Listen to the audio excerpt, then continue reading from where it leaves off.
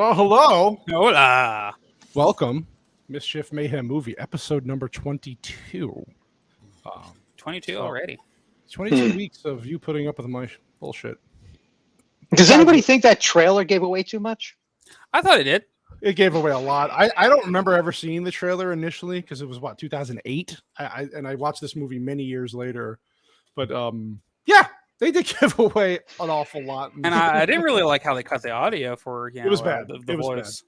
It was a bad trailer. But, I mean, I guess there's only so much you can express. And I just, editing was a little bit weird, but waka waka, you know.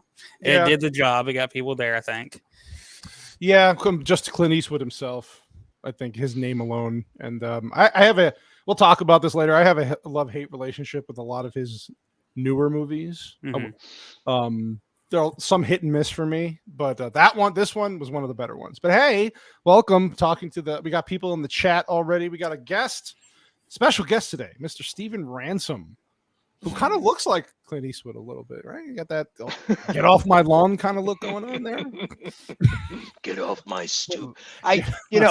Chris Nolan and Christian Bale really need to be brought up on charges. I mean, they basically stole this man's voice. No kidding. No, I didn't. Where's the trigger? Yeah.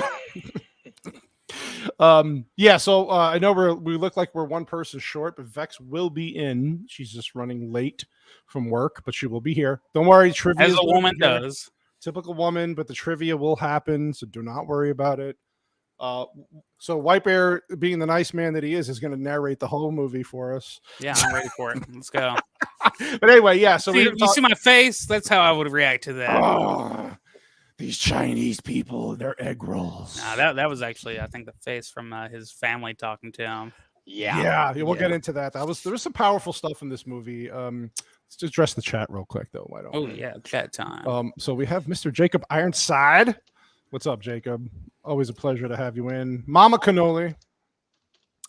Hello, Mama Cannoli. Hello. Let's see. And this guy White Bear keeps showing up in my chat. What a pain in the ass. Ass pain. Ass pain. Love it.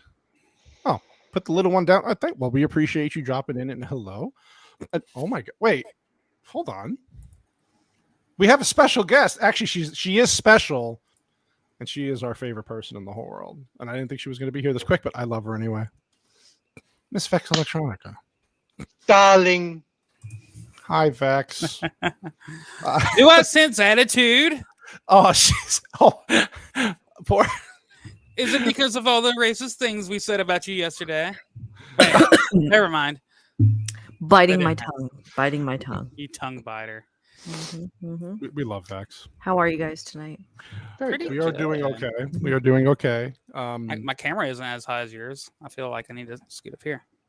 That's because you're short. It's because you're 4 feet tall. It's just because I got it on a laptop stand. That's all. So the air can get under there. Yeah, you got to air it out. Well, Vex, you made amazing time, by the way. I didn't expect you to be on so fast. I didn't either. But here I am. Well, we love you and appreciate you. Yeah, the fastest Were there Indian any in the sort world. of Tokyo drifting going on? No comment. Okay. Hey, if she was about to go back in time for us, I'd love her even more. Okay. Anyway, so and then of course we got Papa Cannoli in the chat doing that, and then we're just I think that's pretty much it. You got Blair to Blair. Oh, I'm sorry. I did say hello. Did I say hello to Blair? Well, You did not. If I skipped over, You did not. I did not. I did not skip him. I do apologize, Blair. I'm a little The slow entire today. wizarding world will be after you for that. Oh God, it's all we need in this life. But anyway, I digress. So let's here.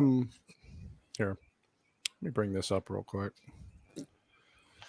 so we can kind of get right into it here. Gran Torino, 2008 movie. One of Clint Eastwood's best, obviously. Otherwise, we wouldn't be necessarily reviewing it. There's a dog barks in the background. Hold on a second. Just trying to get. Okay, so on your lawn. The dog shitting on my lawn. So we got Clint Eastwood, who plays a retired auto worker and Korean War veteran, Walt Kowalski, Polish. Basically leading an empty life, which is beer and home repairs, and despising the element that's moved into his neighborhood over time. You could tell this was a neighborhood that maybe 20, 30 years ago was a thriving neighborhood, well, in his eyes. And then it was nice and white, basically. I wasn't going to say that, but okay. I mean, yeah.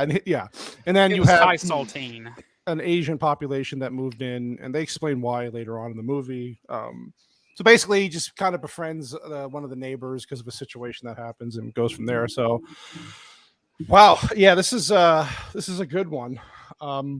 Clint Eastwood, like I said before the stream, I have a love-hate relationship with a lot of his newer movies. Yeah, either I love them or I'm like, this movie's terrible.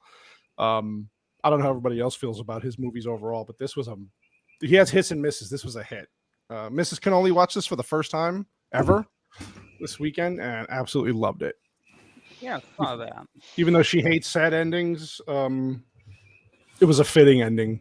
I would argue this was a happy ending. Yeah, we kind of discussed that, and you're not wrong. Yeah, because it was for it was for good reason as to why it ended the way it did. So, yeah, definitely excellent in that regard. But what I loved about the way we always talk about this with these movies about how the introduction of the movie should set up the whole the character building right away, and immediately the movie starts right off what you would think is a depressing manner because you're at a church, there's a funeral going on, and you don't know what's happening here. People are going up shaking. So you see the picture of the old woman and near the coffin, very Catholic thing. Where I don't know how many of you actually know this about the Catholic. When my grandfather died, we had 3 days of mourning and then the funeral. It's very dark. And it's kind of depressing how they do this tradition that they have where you view the body for so many days. And then, I don't know. I don't like it, but this is kind of what they did here. And this is the end of that cycle. So you see Clint Eastwood getting, oh my God, go away. What did you do? Well, stop it. He's advertising piracy. The Pirate's Life, on YouTube right now. That's what he's doing. Me and Jack Sparrow.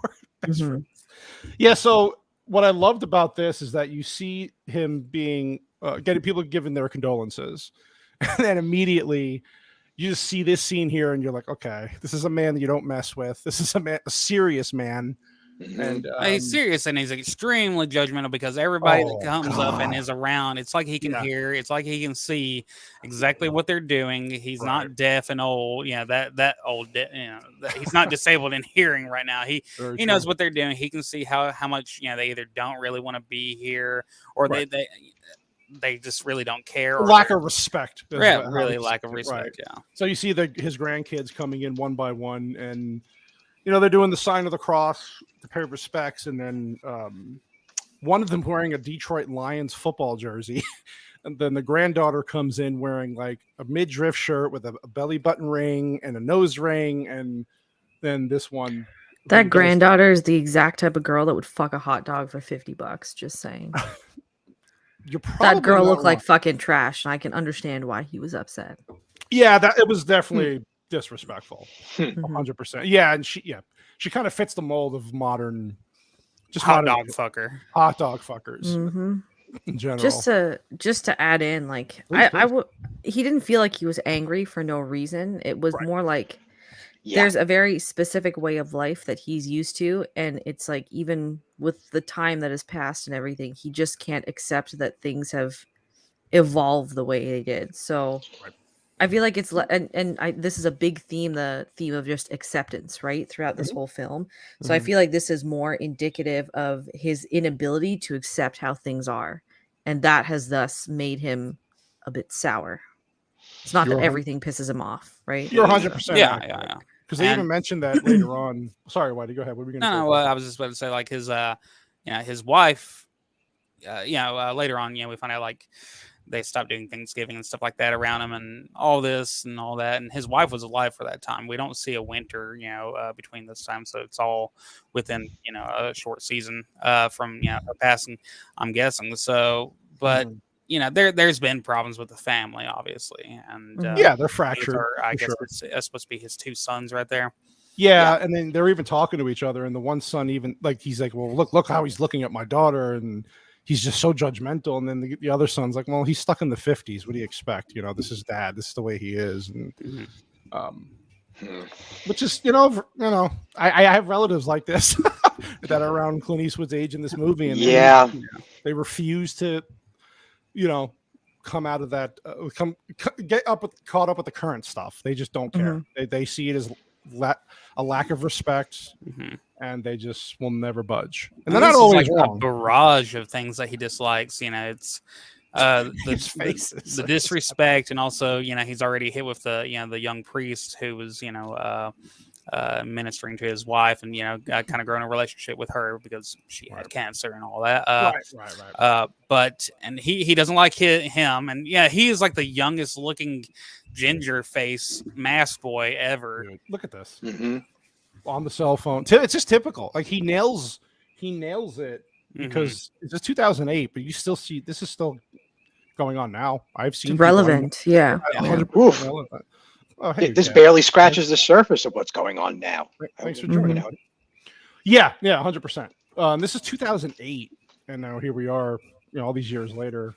But yeah, go ahead. Sorry, Steven. And I'd definitely like to say that you could tell that this is a really old, slowly developing, boiling under the surface for decades kind of anger. This is not because his wife died, right? Or his son stopped calling him a week ago. This is decades of growing anger. I mean, he came back from the war and experienced the 60s, mind you, and then the 70s and the 80s and the 90s, and then this.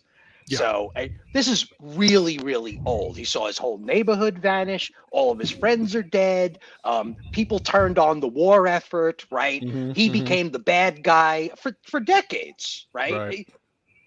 He was a veteran when Vietnam was going on. So he heard all that too. And if anything, his wife was the one that kind of kept him, what's the word I'm looking for? Anchor. Thank you. Kept him grounded. And now that she's gone, he has nothing to lose at this point. Very much like for Unforgiven. I was kind of surprised that the wife is almost an identical role to the one played, the invisible one played dead at the beginning of the film in Unforgiven. Same kind of thing. It's like without her, he would just be a madman and a loose cannon. Well, hello. I just wanted to give a shout out to Copa in the chat. Oh, hello. Hope your family and baby are good. If you want to check out Copa, had a great breakdown of the Oppenheimer trailer today. He just put out. So if you want to go to his channel and check it out, it's in the description. Give him some love. That shit later. Give him. Oh man, it's so good. Give that man some love. Then you see like the grandkids down in the basement of Walt's house, going through his memorabilia from. Well, you find out even more later of what's really in there, but they're just scrummaging through. Why are they all at his house, Cannoli? Just to clarify. Well, there was a funeral. I did say that, didn't I? No, you didn't. I thought I said it in the beginning. You said they were at the funeral in the church, but after the funeral is not still the funeral. I mean, you're not wrong.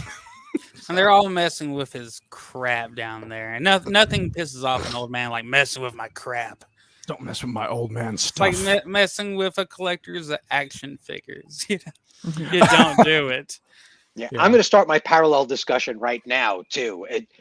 We just closed the coffin on his wife, and these little boys that don't even know where Korea is in the first place opened up his grave, right?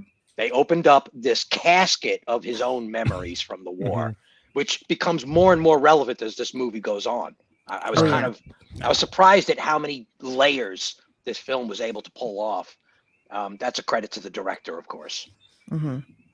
Yeah, and then his sons too. Like throughout the movie, they're somewhat trying to get his approval still. Even in this, they're pussies though. Yeah, right? They just before this, he's like, "Hey, Dad, so many people showed up, and look at all the food." And he's like, "I'll help you with." They probably came for the free ham. Yeah, and then he's like, "I'll help you with the chairs down in the basement." He's like, if I wanted it done next week, Yeah, dude, automatically goes. That establishes what kind of relationship that they have with his the son that's actually really in the movie. It's like, 100%. Hey, I wanted it yesterday. I would have asked.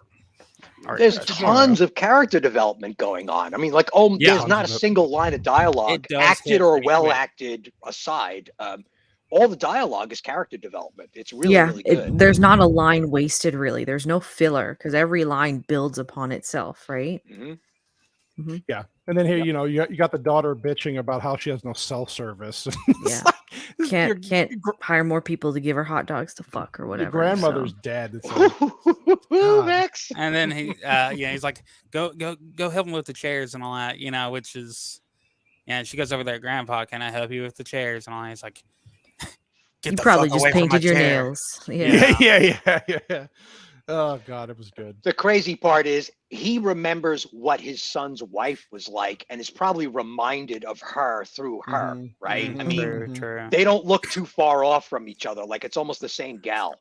Yeah, and it's funny when he's out in the outside shots, you could just see his neighborhood. Everything around him is crumbling. Right? The houses are decaying. Their paneling's getting shitty. The bricks fucked up. But his still looks good. The expectations have been lowered for the neighborhood for the most part, and people 100%. Just really don't care. No, they don't. No, he makes a comment about the next door neighbor's lawn and mentions the previous owner's name, right? Yeah, like Bobby Joe would be a shit rolling in his grave right now. I forget, was she smoking, or was she smoking? Smoking. It was just a cigarette. Okay, and you catch. Oh, okay. Really, really nice young girl here. How she's talking about the car. Instantly goes right into, hey, cool car that I'm not supposed to be looking at. And he's like, yeah, get away from it. And she's like, so when you die, just come straight out and say like, so like when you die, what's that going to be like? Who's getting the car? And, gonna give that away? No concept of what their relation, and there's no awareness. Even the interaction earlier, just completely forgotten. So, and he looks at her like, sorry, no, I'm having a pretty bad allergic reaction the last 2 weeks almost. So I'm just scratching a lot. I'm covered in hives right now. That's why I look like I'm fucking doing things. Sorry. Allergic to cannolis bullshit. I'm allergic to fucking hot dog fuckers like this stupid cunt of a granddaughter. Oh yes, I've got a bit of a rash down here. That's why I'm moving around so much. Yeah, this girl though is just a typical teenage. Like it's embarrassing. Like no awareness. You're at a funeral. Your grandmother just died, but no awareness. So he looks at her almost like she's gonna poison him. The theme that's rolling out here that we're slowly getting to see is that nobody shows any respect for this guy whatsoever. And, this is the second generation of where's the respect, right? This girl has no ethical education whatsoever. No tact, no nothing. So it's one of those things like, was he so tough on his kids that the kids are just go the opposite way? I think it's more that saying that weak times create, or strong men create strong times create strong men, and then strong men create bad times. Bad times create strong men. Yeah, something like that. Good times create weak hot men. dogs create dirty whores. Right after Korea, you have the 60s come up, and then you have a boom in capitalism, a boom in commercialism. Then you have kind of the proliferation of the American dream, and this is where the easy times are. And then you get generations like this who raise a bunch of dumb sluts as daughters instead of actual women. Yeah, I mean, he's part of that generation of the last auto plants in America, right? He saw that collapse. Yeah, done and gone. And that last generation with actual ethic and understanding of kind of what life actually requires, right? Yeah, that's very true. Yeah, dead on accurate. This is where we meet Chow. Toad. I love this guy, man. Tao, isn't it Tao? Yeah, I meant to say Tao. It's Toad and Zipperhead. Toad. Yeah. He calls him egg roll at one time too. So. But this he goes through almost as much character development as yeah. And then the priest. This priest, man, I got to the Mrs. Cannoli got to the point every time she saw the priest, she was getting fucking irritated. Because we all know what he was trying to do. He's looking out for him because his dead wife now has asked the priest to watch over him. I don't know about you, but the first time I saw this movie, I didn't mind it. The second time, I wanted to throw a punch at him. Even though I didn't mind it. I know his intentions are good. That's all. It's just he doesn't have the experience. He doesn't understand. Oh, thank you, Pops. It's just he doesn't understand what. I guess this is where you get an idea of what his wife was like. Like she was clearly the complete polar opposite to him. So the way that this priest is acting, it's more reflective of that than point. him being, immature or just a doofus or anything like that. He just can't read the room. Because he basically tells the priest, I only went to church because of my wife. I don't do the whole church thing, but because she wants him to go to confession, and it's because it's been so long, and she's not stupid. She knew that when she passed away, it would be bad. So the priest is just doing what he's got to do. And then this, so his neighbors, am I saying this right? Humungs? Yeah, Hmong. Yeah. Is it Hmong? Yeah. I'm sorry. Hmong, I don't want to offend anybody. Sorry. I wanted to get Vietnamese. It's Vietnamese, I believe, right? It's crazy. That word was never misspelt in the subtitles. But every other word was. So, there's that. But yeah, you see them having their own kind of what were they? Oh, because they were doing a ritual because a baby was born, right? It's a mix of a thing. There's the baby being born, and then this was also partially a welcoming thing because they just moved in as well. Gotcha. Right? I gotcha. Right. So the baby was part of the family that moved in. Like in Hinduism, they do a similar thing where it's like you move into a new home and people, gift you all this stuff as like a welcoming and good faith, good promise of a happy like a housewarming party. Stuff. Pretty much, but without the alcohol and people fucking without condoms. Housewarming party? No hot dog. Housewarming parties. A party, yes. No house. No. Like that's a Canadian housewarming party. What do you? I've never got drunk at a housewarming going on around here. Are there hot dogs? Going to be a barbecue. Oh, by the way, earlier Toad was asking for some jumper cables, and he was. Get out of my way, zipper face. Corn cob mouth.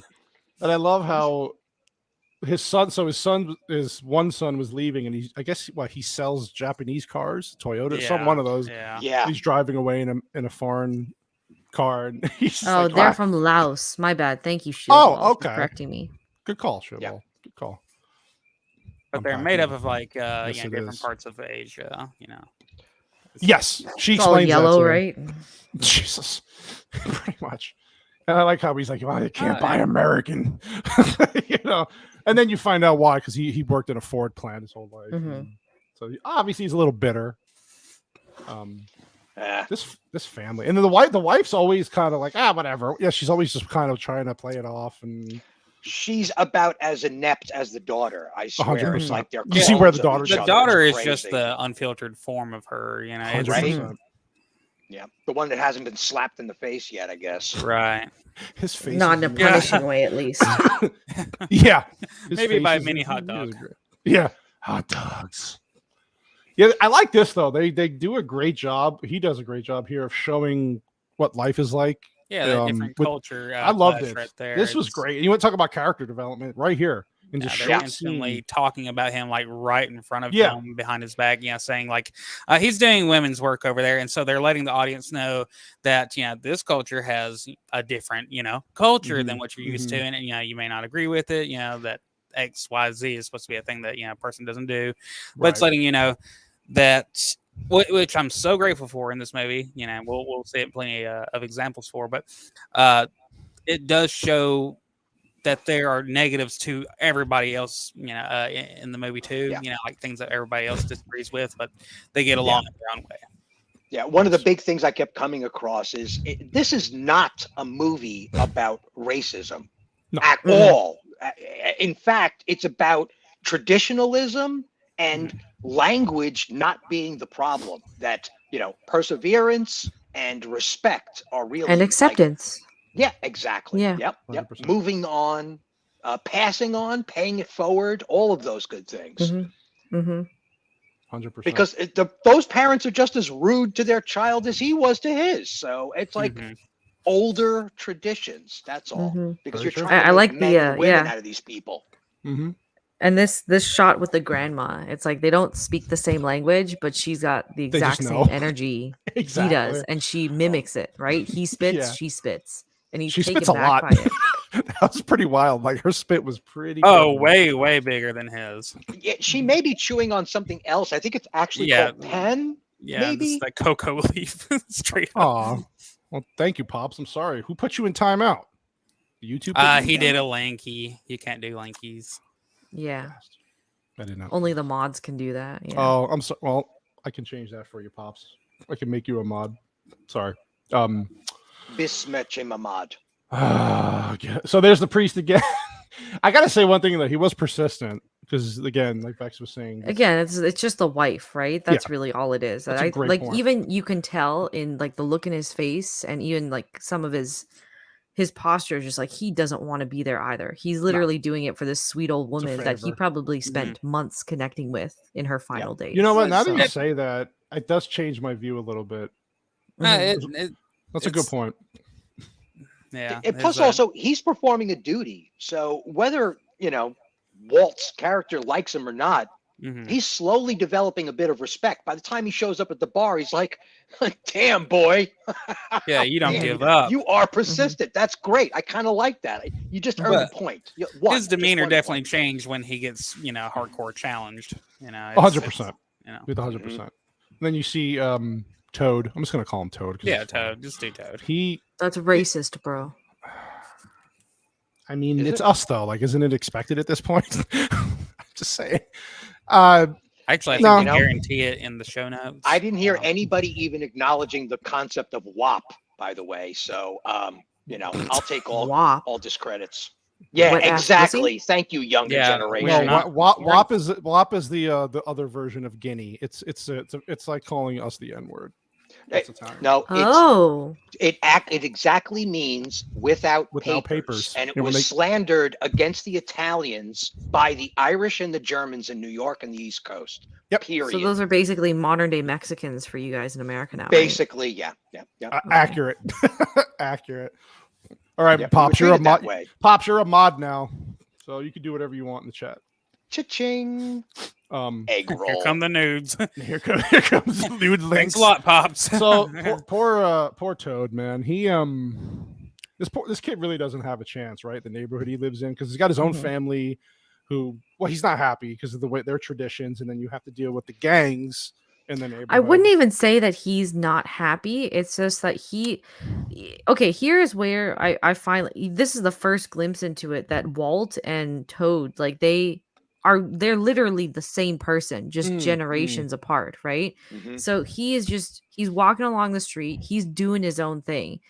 Just like Walt kind of has this difficulty of accepting modernity, Tao has this difficulty of accepting the world around him, and it's made him, if anything, just a very shy person. Okay, Walt is kind of closed in on himself as well by keeping to himself, but he doesn't hide his displeasure for things, whereas Tao just keeps silent, right? So he keeps it inward. Yeah, exactly. So this is like the first glimpse into seeing that, hey, these two we already get the feeling that they're going to have a relationship, but here's where the parallel starts. Yeah, and Toad was raised, while his father was still alive. His father was clearly disagreeable, probably about that the cousins and his cousins and stuff like that. His own family, because his father was more traditional. He didn't believe in the whole, you need to kind of get into what she said later on, which is the women.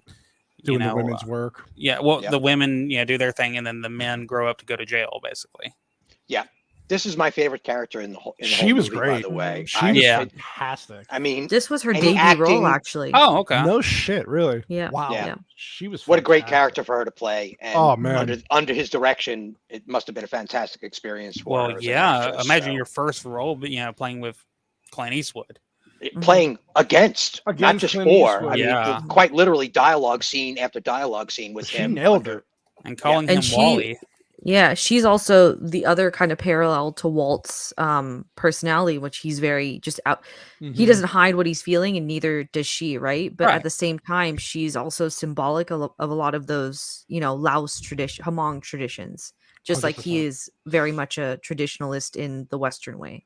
Right. Yep. And he's abrasive like sandpaper, and she's abrasive like I don't know the any form of good abrasive. She's like like they said. I live in Koreatown, and in Los Angeles, and it's the second largest population of Koreans in North America, next to Bushing. I think it's Bushing's, Queens. Wow. Flushing, Queens? Flushing. Maybe Flushing. That's Flushing. You got it. They're actually talked about in Seoul. Koreatown and Flushings are actually talked about in Seoul as places to go in the United States.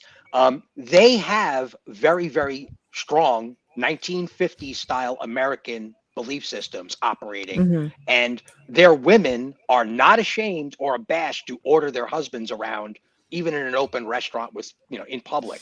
So these female characters being tough as nails is a very strong reality that I can corroborate. It's a reality. When the two moms start telling him to shut up, favorite moment in the whole film, as far as I'm concerned. It's just absolutely priceless. The power of maternity and womanhood is on full display in this picture. You're 100% accurate. And you do feel like, actually, Vex, when you bring up those points about whatever the fuck Toad, I felt bad for him. You're right, because then he just wants to do his thing, right? And he's getting interrupted by his cousins. Well, it's a common occurrence in any type of society where you get these people who, basically, we're going to recruit you. You have to join us. You can't do trying any to better for initiate him yourself. into their gang. Right. You can't do any better for yourself. You can't make yourself up. They're a bunch of crabs in a bucket. And then, of course, where the connection comes in is here. They want him to initiate himself by stealing Walt's Gran Torino.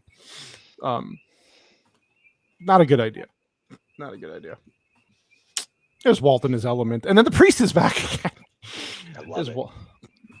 Those fucking gingers, man. Vex swayed me a little bit. I don't dislike him as much as I used to. No. I'm surprised he didn't ask for milk. It's like we said earlier, sense. just like how every line of dialogue has purpose in this movie. It's every character has a purpose too. There's no character that you feel is useless or doesn't provide to the plot or doesn't play off another character. Like, essentially everyone we see on screen is, the way I interpreted this, is like even the characters that you dislike, like the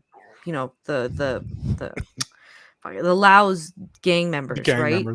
All of these people are representative of some part of Walt's personality that we don't maybe always directly see on screen, but we see is hinted at, right?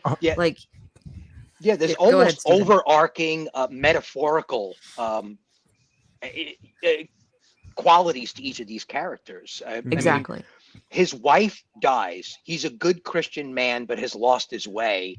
And his wife has asked God to watch over him. And God is represented by this priest's duties, right, on earth. So there's a lot of these parallels. I mean, for crying out loud, the kid that he winds up mentoring, his name is Tao, which is the Buddhist way. It's quite literally means the way. Right. It's a spiritual practice. So, there's a lot of nifty tricks that they're pulling off in this screenplay. Is this the scene here or is it later? God, I'm so stupid because I'm old. Where he talks about, like, no, maybe that came later where he's telling him that you didn't do a lot of living, just more about death than living. Is it this part or is it later? Where he basically re-utters in a sarcastic tone what he was saying about his wife when she died. Life and death, and isn't it a mystery, and after all it's eternal, and what is life after all? And he's like, you're a silly boy, get out of my face. So he was pleased that he showed up to the bar and ordered a gin and tonic. Which is he's like, cool. a real drink. He's like, good you're at a bar, father. Get a drink. Yeah, and this is where Toad is stealing the car, and he catches him because he hears the noise in the garage. And of course, Walt's ready. He's an ex-veteran. He's got his weapon out, and he's just imagine seeing Clint Eastwood staring at you with a rifle pointed at your face. I got to leave it to these gang members. They're pretty ballsy that they would even tell him to go back in the house. I mean, seriously, this guy's got this thing at the ready. Are you you just dumb? What the hell? Yeah. And then he trips, right? Walt trips while he's trying to get to him, and then he starts. Was he coughing and then he tripped, or did he just trip? I forget. No, I think he just tripped. The light was swinging back and forth. He got startled. Really, that's about it. Okay. And he had a toolbox. He just woke up out of a dead sleep. It was the toolbox's fault. Dang it. Yeah. And is this where the son call? Yeah, the son calls Walt. And you're thinking you just want to chat with him and have a conversation, fatherly son stuff. And then at the end of the conversation, he's still friend with that. You get those Lions season tickets for football, and it's like, Jesus Christ, man. Yeah, can't. Wow. And this is it's a all the extremes, that we're seeing here, because it's a movie. It's supposed to be to show you kind of the extremes of characters and what they're having to go through and all that. But yeah. And this is so. I was telling the missus, I don't know if maybe I'm wrong here, but this scene here, it's so Americana. He's got his porch, his beer, his dog's laying on the porch, American flag, looking out at his neighborhood. He's just stuck in beef jerky. Yeah, beef jerky. Like he's just stuck in this time where, like, look at that. I got a Ford, American flags, a porch, a dog, beer. Like you said, jerky. American dream right here. This was the classic American dream right here. And again, even the cooler is vintage, right? That's got an aluminum handle on it, for crying out loud. Exactly. How old is that thing? It's done so well. Oh god, this fucking pudgy guy. It looks like Filipino meatball.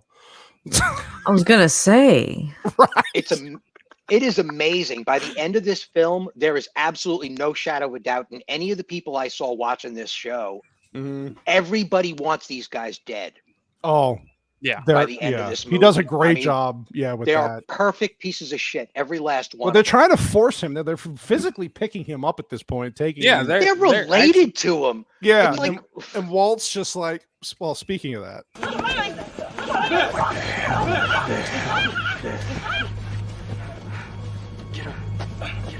Get off my lawn. Get off my lawn. Copa, because that's to me. Fucking meatball with the glasses. I mean, I had to, right? It's perfect. But it's like, yeah, this is great. This scene was great, and they just keep talking shit to him. We're gonna get you, old man. And he's just like, get the fuck out of here. Come on. Used to stack on 5 high. And I love this man because this is exactly how you do it. You carry your fucking rifle with you everywhere you go. That's American right there. That's my neighbor in Tallahassee. There you go. He carries his gun with him all the time. Vietnam vet as well. Yeah. Well, it just goes to show that he's not dismissing this. He knows that he did something that could be retaliated. There's no doubt in his head. He better be prepared. Not prepared for this. No, this part he didn't like. Is this traditional, right? Because he saved him, he became like a hero in the neighborhood for these people. And Tao, they were bullying Tao, those guys on his lawn, and so just like, thank you, and he's just like, no, just get the fuck out of here, you fucking. I won't. This whole movie made me freaking hungry. Yeah, I'm getting hungry, and I just ate dinner. Like, right. I mean, I kind of want cat now. Yeah, what's wrong with your positioning, Whitey? Where's your head going there, buddy? Take care of me, Clint. Thanks, Joker voice. Teach me the ways. Oh God, Joker. Get your damn head off my lap, would you? Like, get your head off my lap. And I like how he's like, she's trying to explain why they're doing this, and he's like, I don't want to have any of this. I didn't do anything for you. I did it for me. I don't care. Yeah. He tried to steal my car. Yeah, she doesn't back down from his intensity. That's what I loved about her. Him. Yeah. Anybody else would have been like, hey, dude, I'm just trying to, say thank you. And they're trying to do a good thing for you. He would say something bitchy again, and they'd be just like, fuck you. She does not. Yeah, you're right. She's not intimidated by him. Right. It's great. She comes back immediately. He's like, I'm not a hero. It's like, too bad. Everybody in the neighborhood thinks you are. So you grin and bear it. It's like she understands his position more than she understands her own people's position 100%. At that point. It's great. It's really, really good stuff. And she's really quick on the dialogue, which makes it all work. Yeah. Oh, it was fantastic. And there's Mr. I think this is the part I was talking about where he's talking to him about why he is the way he is. And yeah, he's like, you seem to know a lot about death. But, you don't know a lot about life. Right. Fucking his thing. We're not in Korea anymore.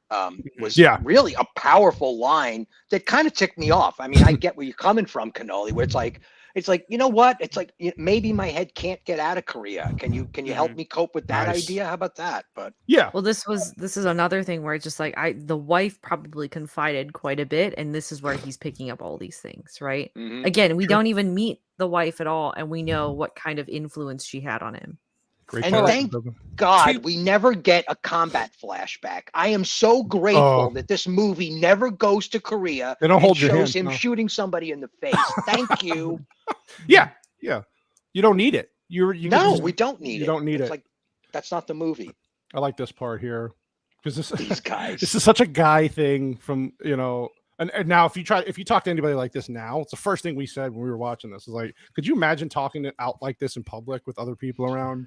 But this My is dad how I was in talks like construction this to for his 30 coworkers. years, man. that's People what I talk mean. like this to each other all the time. Oh yeah, no, but like it's they're calling each other Pollock and Wop and Dago and all these, and it's hilarious. It's good to confide in each other and do this inside of a building, but it doesn't work out as well No. nowadays outside. But it's endearing Mhm. because it's just that's how they communicated with each other. Right. They actually respected each other. It was just And here Here's comes Vanilla Ice over here. my wife didn't know that was Clint Eastwood's son yet, Mhm. and then I was like, just look at him. And like, oh. And then of course she goes, oh yeah, Spitting image of Clint Eastwood when he was younger. yeah, of course, Splitting image. Mrs. Cannoli had to go, oh yeah, he's good looking, and now when he's a little, like, of course he is. Well, I mean, Clint Eastwood wasn't a bad looking man when he was younger. Right. He's still not a bad looking man at his age now. He's not doing very well, unfortunately. Here, Can I get a He's- hubba hubba?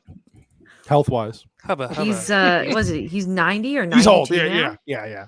He was born May 31st, by the way. His Ooh, birthday is May at the end of birthday. this month, 1930. Wow. Which He's is born in the right month. crazy. Yeah, nice. Hey, know me. Thanks for dropping by. Can you tell he's a Taurus? Yes, he's a Taurus. Yeah, Taurus are the best, by the way. Taurus? No, wait, Gemini. Okay, never mind. Oh yeah, because it's late. Yeah, near the end of the month. This whole sequence, she is a pistol, man. Mhm. I love it. I mean, even though it's going to get her, it would have gotten her in a lot of trouble here. She's just not backing down. So it's like one of those situations here. If this was you, Vex, not just I'm just saying that if you're a woman in this situation, do you mouth off like that? Or are you like, nah? No, I've always just walked away. I just ignore it. I'm just curious, like how. I think that woman they would- could have had some help from like actual young people to help write this part right here for what she would actually say to them. I didn't exactly enjoy it. I know what they were going for, and It was a little too much. but it she was was almost like she was with that dude though, right? And that's why these guys started picking on her. So she didn't Yeah. initiate it. Yeah. yeah. Oh, I'm just talking about her dialogue. Dude, Mhm. I don't think the scene was heavy-handed enough. Okay, in 2008, this may have seemed extreme, but I've seen this kind of behavior on the subway for real. Oh, People Oh, yeah. grabbing women by their hair Yeah, because they wanted yeah. to move away and dragging them back into the chair. I mean, and But- we've all seen that TikTok, but that's a reality. That's happening a lot. well, you and- wonder too, like how far would they have gone here if he didn't show up? Because they were starting to get physical with her, pushing her, pulling her. Yeah, dude had a good hold on her arm.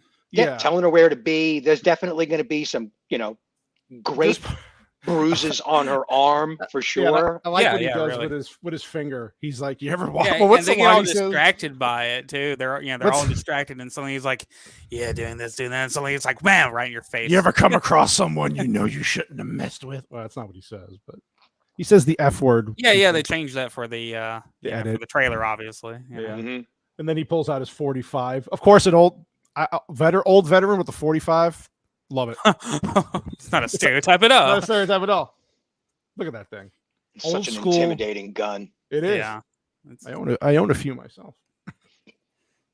It's hard to believe that thing was conceived before 1911, Before 1911. which is nuts. And There's still worse to this behavior day. every Black Friday at your local Walmart. You're not wrong. You're not wrong, Pops. You are not wrong. I'm so Hey, happy did to have anybody Pops catch here. those kids riding bicycles through a supermarket? Mhm. I mean, It's getting bad. we're It's living getting- in wacky times, kids. Things are getting Yeah. bad. But I Now, like how like I said, I don't think that the scene was wrong. It's just I felt like the dialogue was a little written over the by- top. Well, Mhm. like I don't know, it was just almost like cringy what she was saying back and all that. I felt like it should have, like they should have had some Tone help on the down. writing right there. I don't know. I don't. There's Maybe something she about could it. smell it on them that they weren't that intimidating. That that these were kind of mama's boys, and if she just yelled at them enough, they would have backed off. It was Yeah, more. right? I think more of just because she's just showing that she just doesn't. But the back down to situation anything. itself is extremely real and more real every day. Like if she's not intimidated by Clint Eastwood's character, she's not going to be intimidated by these guys. He's Right. scarier. But I like what he tells her. What does he call him here? There was a nickname he calls him here, and he's like, A fey, Oh, something, fey pant. something like It's that. basically a panty waist. Basically, is what he's and calling. he's like, they don't want to be your bro, and I don't blame him. it, right. He got some respect for that. Those three guys were just like, I don't Yeah, know why he tried the exactly. bro thing on me at all. Yeah. It's like, why? They don't Which is wanna be probably your what triggered bro, him in and- the first place. Absolutely.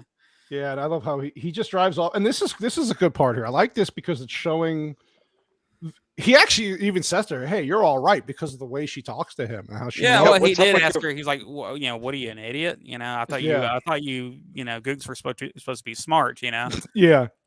But then this is great because she goes into the background of why these Hmongs are there, where they came from, what parts of Asia they came from, why they came to America. Why the neighborhood changed. Like you get this whole cultural education from her. Yeah. And then it even puts him at ease a little bit because he's like, oh, okay, well now that makes sense. And but of course he's got to get his jabs in. Well, he's Polish, right? And he knows probably some heritage of the Polish people because he probably got it from his granddad and stuff like that during World War II and everything. He grew up with those kinds of histories where whole peoples were being exterminated by other whole peoples. It's familiar ground for him.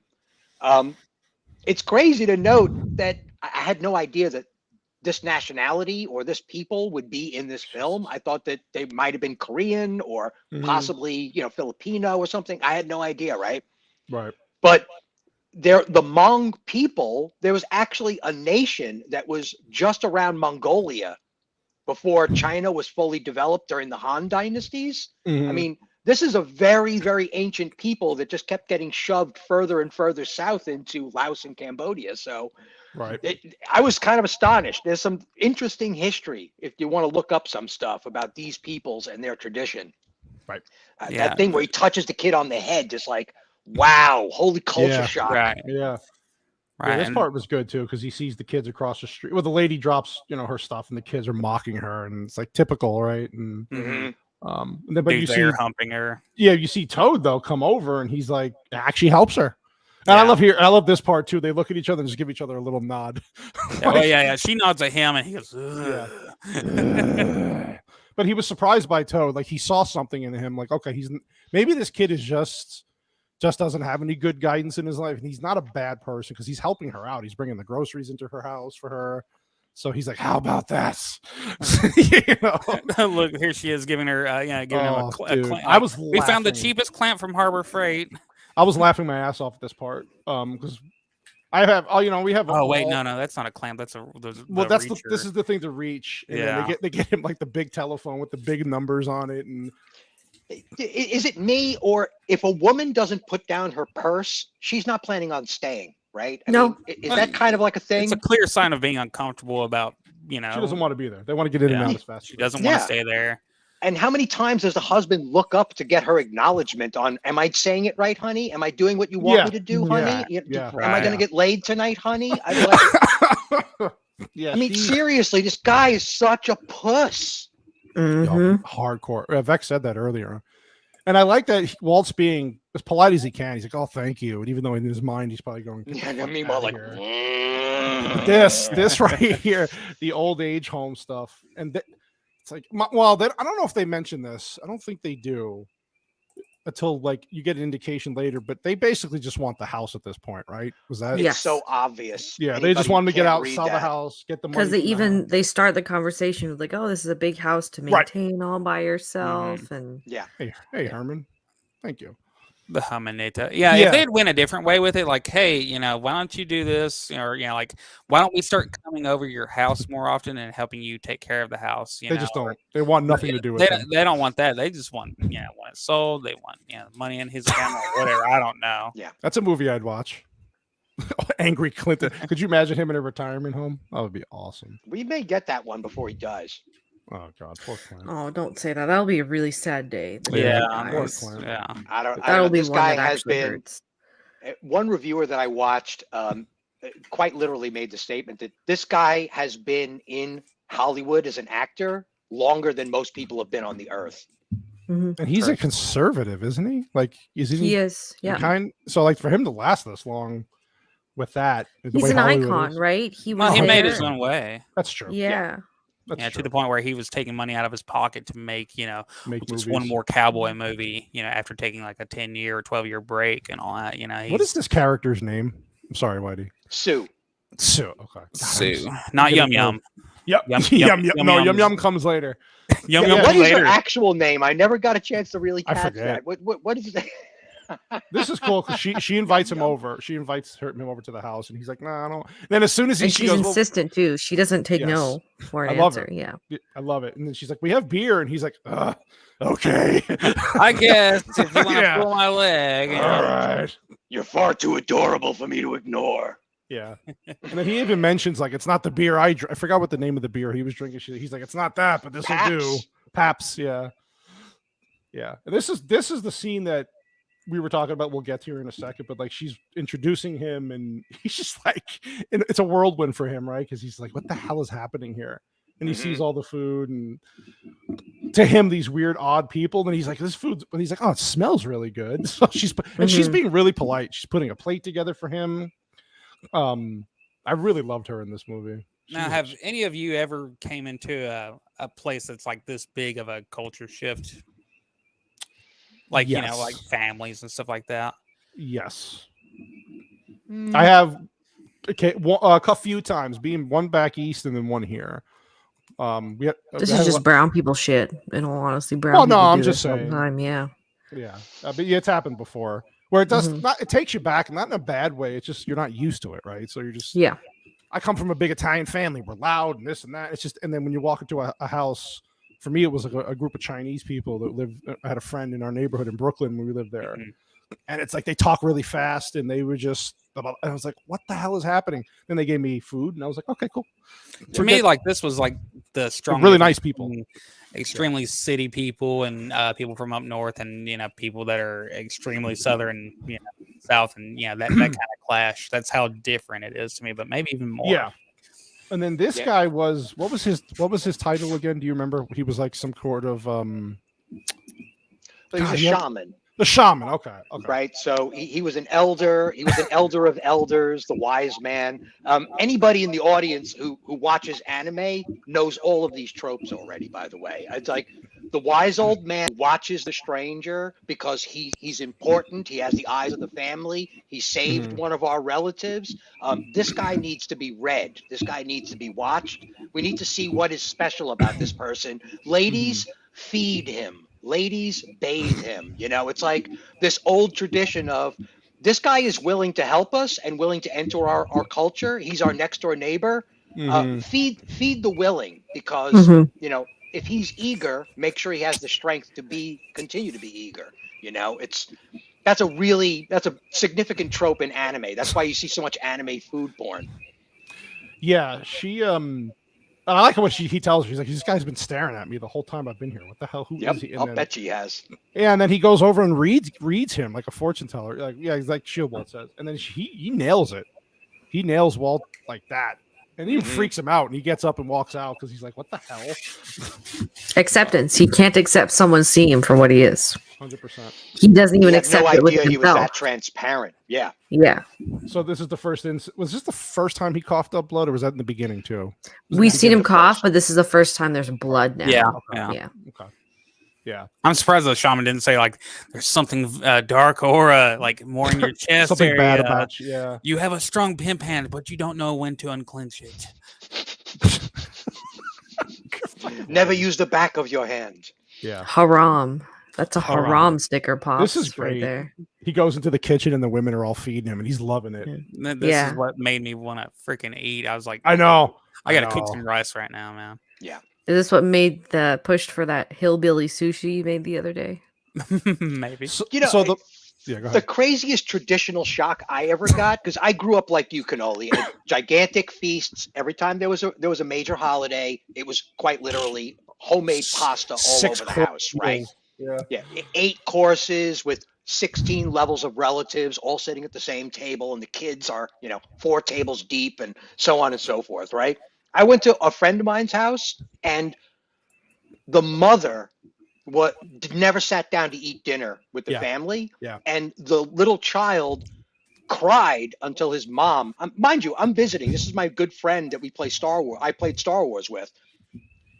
The mother had to cut his bread, and he insisted on having peanut butter and jelly and didn't want to have anything to do with dinner. And I'm like, this is mind-boggling. I would be beaten to death by my dad if I ever acted like this kid, ever. Yep, it's 100% accurate. It's 100% accurate. Yeah. That's about as much cultural shock. Thanksgiving was all the Italian food, 5 courses, and then the traditional American stuff. Right. I don't know how we lived through that. You would literally take turns eating. Stop. How many bathrooms did you have? I don't know how we survived it, but you would eat till midnight, 1 o'clock in the morning, 2 like it would. Then turkey sandwich. It was Italian people are just insane with food. Portions. That's all they do. When it's homemade, it doesn't sit in the body the same way. It gets digested much different if it's all fresh. But the scene I was talking about before, I skipped over. I think I talked about this in the backstage. Is the scene where he's looking out at the Hmong people while they're eating, or just gathering, to talking, and he even says, "I have more in common with these people than I do my own family," because, like you said, they're being respectful. They're together. They're having these parties, and he's just like, my own family doesn't do this shit. It's wild. And then this is where he's probably having a nostalgic moment too at this point. Yeah. He's probably seen this kind of behavior with his own relatives. There's your girl Yum Yum, Whitey. She's cute. Oh, Yum Yum. Yum Yum. Yeah, poor Toad's just sitting in the corner. Yum Yum's watching him. Yeah, with the there's Walt fixing stuff. Fixing the dryer washer because it's. This is me at my local Starbucks, by the way. Anytime there's a wobbly table or an old Korean couple is looking for a table, I'll shift my position in the cafe so that they can sit down because I respect. I'm surprised you go to Starbucks, actually, Mr. Ransom. I'm surprised. Hey, they have a great rewards program. I was just thinking more for all the corporate junk that they push. I'm surprised you go to Starbucks. I don't give a shit about that crap. That's all. Everybody's pushing corporate shit at this point. Even what their mermaid cookies mean now this month. You're okay with that? I have no idea what you're even talking about. I just go there for the coffee. Gotcha. No, there's a mermaid and the local gym. There's a mermaid cookie you can buy, and if you buy it, it supports transgender youth. I guess I won't buy that cookie. Yeah. Does it say Bud Light on the cookie? It's just the tail. Is that the one with the tail? It's the mermaid tail cookie. Yeah. Yeah. Cool. It's by 4 of them. I'm surprised he didn't whip out a level and just stick it on the machine. And be like, yeah, just this is definitely off. I'm gonna just like y'all don't mind me. I'm gonna fix this. Yeah, Yum Yum was very nice here. She comes up to him and talks. See, this is this is the nicest part, really. You know, like I thought this was going to lead to when the first time I saw this, I was like, something weird. Smart. She's going to be a smart ass. Yeah, and then it turns out, she's like, hey, what are you doing down here? And you doing okay? She doesn't. I doubt that she plays with hot dogs. Is vexed about the granddaughter. Yeah, traditional girl recognizes traditional dad. Okay. Yes. Right. She ain't messing with no hot dogs. She has an egg roll, And he just gives him the business here. She literally told him he's funny, right? Which is, in girl talk, that's you're really cute. We like you. What the hell, zipper mouth? You're come on. Go. I married the best woman ever. What does he call those 3 guys? What did he called them 3 Stooges? He called them Jackie Chan, Click Clack, and Clunk Clunk or something? Yeah. He goes. I dropped a whole thing of silverware and named your whole family. Yeah. And then Toad just like, I was so unaware. He's like, huh? What are you talking about? Yeah. You're a dumbass kid. So this is poor guy. Yeah, it didn't let up off of me either. He just went after him, man. And he said basically later, puss cakes. I was like, hell yeah. I freaking love it. Absolutely love it. So they keep bringing him flowers, and then he's like, no more, and then the food. Yeah, and then he recognizes. All right. Let me smell it first. Okay. Ooh. Better than that beef jerky I've been drinking. Yeah. Your name wouldn't happen to be Martha, would it? Oh God. Yeah. And then he gets home after all the food's delivered. He goes away, comes home, and then he sees the family and he's just like, what's going on now? This poor guy's like thinking, I can't get any peace. This family's always bothering me.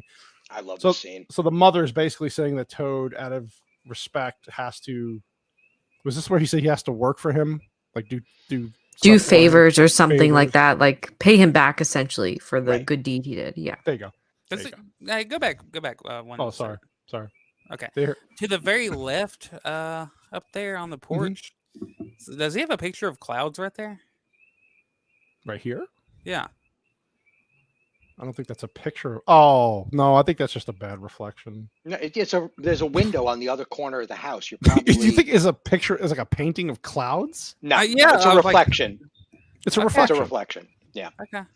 I don't know where this is being That's a filmed. good Is call. this being filmed in Detroit? I want to say it Probably. was filmed on I location. can double check. Your trivia will answer the question. Mhm. Yeah. See, nicer areas of Detroit, Herman said. Nice. So Thank you, Herman. yeah, Shield. Yeah, I get now what Whitey's saying because it does off the like. But yeah, no, it's a reflection. Yeah, and the reason why that shadow is on Lay the off the top cocaine corner of already. it is because of the overhang of the patio. Is, Okay. yeah. That's Sorry, why I we was get like, that what? weird angle in there. What am I even looking at there? Toad. You're looking Yeah, at it was cinematography, filmed son. in Michigan. Detroit? Okay. Nice. What's It doesn't say He's Grosse saying what- Point, Detroit, Michigan. There we go. Oh wow, that was Of a course. nicer area, huh? Yeah, he probably bought that house when he got some higher position at the Ford plant. Mhm. Yeah, I like this part. He's like, count the birds in the tree. He's Yeah. like, Oh "You want well, me to Toad count now the has birds?" to serve as Mhm. basically his little bitch for a few days. Or Now, for mind a you, you're week. almost an hour into the movie, and the movie's only an hour and 56 minutes. Mhm. But it's just a testament to the writing that you've all this time's elapsed, and now their relationship starts, culminate. Well, and this it's is the still beginning. This is so the middle of effective. Act 2. This Right. is where you start to have fun and games with these two fantastic characters you've slowly developed. Now they're Right. together. These two Mhm. people that almost killed each other, Right. in a garage. Mhm. And this is where all the hanky panky happens. It's Yeah. fun and games. The reason why he asked him to count those trees, that's an old military technique of just, Okay. I want to see if this kid can follow orders. Is he going to Mm. just settle down and do didn't as even I think about say that. without question? I didn't even think That's the about first step. Wow, that's a I good didn't know call. that. That That actually is a makes really nice callback. yeah. Yeah. That makes a lot of sense. Thanks for a little. It tidbit seems there, 'cause I odd, never but would've that's known. old school. It's like count these nails. Why am I counting these nails? Because I haven't got anything better for you to do right now. Just count these- those nails. Yeah, And that's it. And then this is where he's kind of noticing that the house is off. He's like, "You people don't take care of your homes," basically, and so he Yeah, gets in- I was like, I've been tired of looking at that house across the ways for a while, and gets Yeah, him to he's- work on that because his house is pretty okay. He doesn't need any help with his house. He keeps it good You enough. can kind but of skip through this. This is a lot of just a montage of him. a doing montage of him, manning up, and the neighbor comes over. Yeah, it's a and wasp nest. his granddaughter's like, "Hey," translating for him, like, Mhm. he wants to know if you She's can get, Toad to, work on X, Y, and Z over This is here. a- yeah. That wasp nest, Oh, that's terrible. He said. I get zipper face right on it. Zipper head. Don't you worry, fish boy. Poor guy starts coughing up more blood. Yeah. So that's progressing as the movie's going on, obviously. Yeah. And then And at He's the like, end of this "Whoa, beat, what's wrong with you?" he even almost tells him lets here- in. yeah, he's like, I'm done. And then you get this. He goes to the doc, and I like this part too because he goes to the hospital or the doctor's office, and he's just looking around. And he's just like, wow, this. You can see in his own mind, he's like, this is so different. The fucking League of Nations in here. Yeah. Is this the DMV? And this his is where doctor is different. Yeah, it's like, well, Different, you yeah. haven't been here in 3 years, dick face. And he's like, Right. oh fuck, yeah. This is where he calls his son. Yeah, when he was actually finally trying to take a step forward and bond with his son in the only way that he could to let him know the hard news that I do I indeed misses- have, cancer, and then Yes, it is. he misses this opportunity, which is a good little point on the side of Yeah. this movie is every moment could be a very important moment. You never know. So talk never to know. your mom and dad. Yeah, Talk to with a your tough guy parents. character like this, it's really hard. One of the notes I made while watching through this, what is the definition of being a burden? And he knows that his family doesn't genuinely care, but he cares enough and respects his own family enough to maybe not lay this burden on them. Yeah. Because he doesn't even know what he wants to do. And if he lays this burden on them, he knows that they're going to use it to try and muscle him out of the house and maybe even get a lawyer or something Right. for his own safety, blah, blah, blah, blah, blah. And he's just like, you know what? I'm not opening that can of worms. I'm just Well, not there's going even to this- do it. The scene where his son even hangs up the phone and gives this look like, what the hell? That's Yeah, not that was my- kind of weird. That's not my father. Like, why is? But they never actually expand on that. It's just because he just shrugs it off because it's just like whatever, my father. I like this part when the gang, they kind of look at him. He's just with his finger doing the rice box crew rolls by. Oh yeah, this is where Toad asked him to fix his sink in his house, and then he's just like looking at everything in the house. Going, by the way, what he's doing right now, that laid down position is the worst position in your. I was gonna ask you because you're the homestead, dude.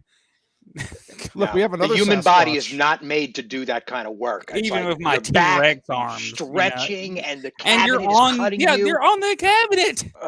So we have another painful. Sasquatch. I've been there, man. Oh yeah, it's Caucasian Sasquatch. It's Caucasian Sasquatch. We have cannoli Sasquatch. A lot of Sasquatches in the. Back in the old days, Detroit had a large Polish population, also a large Greek community as well. There was an area of Detroit called Greek Town. Yep. Bayside, Queens, like most gigantic Orthodox Greek community. Oh yeah. I don't know what it is now. No, neither do I. Yeah, I have no idea. Yeah, so this is where he comes into the garage and he's just like, "Wow, you have a lot of tools, and I can't get tools. I'll never get tools like this." And he's like, "Well," he's trying to just basically tell him like, "You this is what happens after years of gathering stuff. 50 years of just." Yeah, what does he say? Even then, he's digging him. He's like, I don't expect a thief like you to understand that I bought all these tools. This is what happens for 50 years. Stovepipe. Right? You say stupid. Me and you say stupid stuff to each other all day. Stovepipe. So nice. Yeah, he's my boss, so I got to be. It's nice an obligation. Yeah, he's a nice boss though. He's not really like a boss. Does he bend you over the rail every once in a while? I mean, he shows him the pipe. He pays me well, so I have to take it. That's true. I mean, he is called Stovepipe. So. He is the Stovepipe. No, he lays a lot of stove. Oh wow, so that's a big switch. Yeah, I think we're in Bayside. I have family who still lives in Howard Beach, Queens. I got to ask them what's going on in Bayside. I know there's a lot of Sheep's Head Bay. I know it's mostly Russians now. Well, like I know Nashville at one time, it was the color that you would expect mostly, but we have I think one of the highest Turkish amount of people, Turkish people, in the nation. A lot of turkeys. Well, where we grew up in Bensonhurst, it was all Italian. Now it's all Chinese. That's just what happens. That's just what happens. Yeah, so he's coughing up blood here again, but this is probably the worst of it. And even Toad's like, "What the hell's going on, man? Go see a doctor." He just literally coughed up a whole lung. Yeah. Don't worry about it, Toad. That's not sweet and sour sauce, boy. Yeah. I'm not wearing hockey pants. I'm not wearing hockey pants. There's a reason. They have the mesothelioma commercials. That's me. I like this part because this scene. He's asking Toad to help because he's realizing he can't get this old school freezer up refrigerator up from the basement. So he asks him, and I like how Toad stands his ground here a little bit. He's like, because Clint Eastwood's like, I'm going to go ahead and pull. And he's been telling him, he's been getting on to him a whole lot, to kind of pick up, and finally he does. So the scene made sense. He's like, listen, old man, you asked for my help. So I'm going to be the one who's pulling it up. And he's like, okay. And his face, I thought he actually glowers at him. He goes, then he's like, fine. Okay.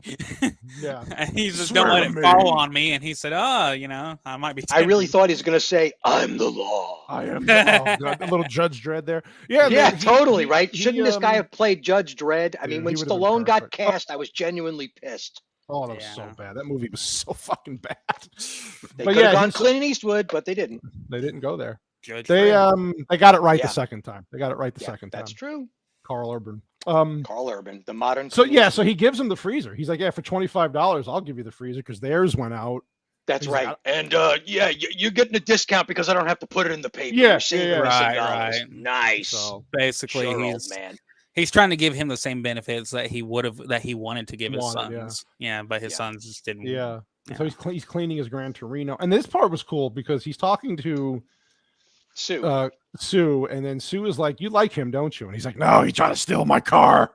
Yeah. But I love it too. He's like, it's so ironic. He's washing your car, and he's like, yeah. And if he misses one spot, he's gonna do it all over again. But it's great because she goes into this thing again about the cultural thing, right? Like how she's like, our father was very strict and old school, and she's like, I'm old school. But she makes a point. She goes, but you're American, and so then it's culture. And the conversation stops. Like she kind of shrugs it off, and Like for a second, I was like, oh, I kind of would have liked to because he asked, "What is that supposed to mean?" It would have been nice to go a little more detail. And it's a good admittance to different cultures. There are negatives and positives, even though usually nowadays and even back then, it's there's one race out there that's kind of easy to just say, oh, they're basically just a bunch of bastards.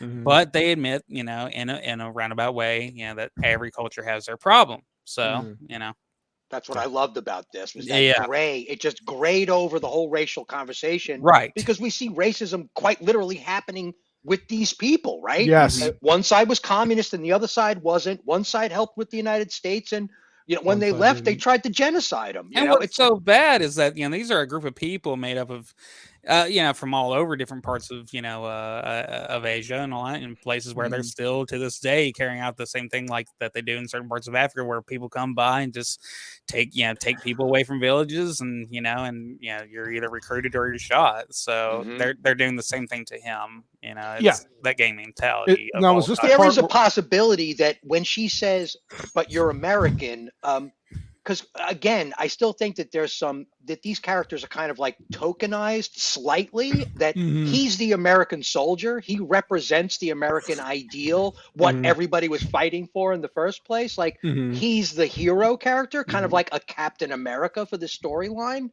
somebody to look up to. And he quite literally says that. He's like, not you, you can't let me down. I know you can do this, right? Right. So when she says that to him, it's like, he has a different kind of respect because there's this kind of ethereal concept of Americanism still in the vibe, and he carries it.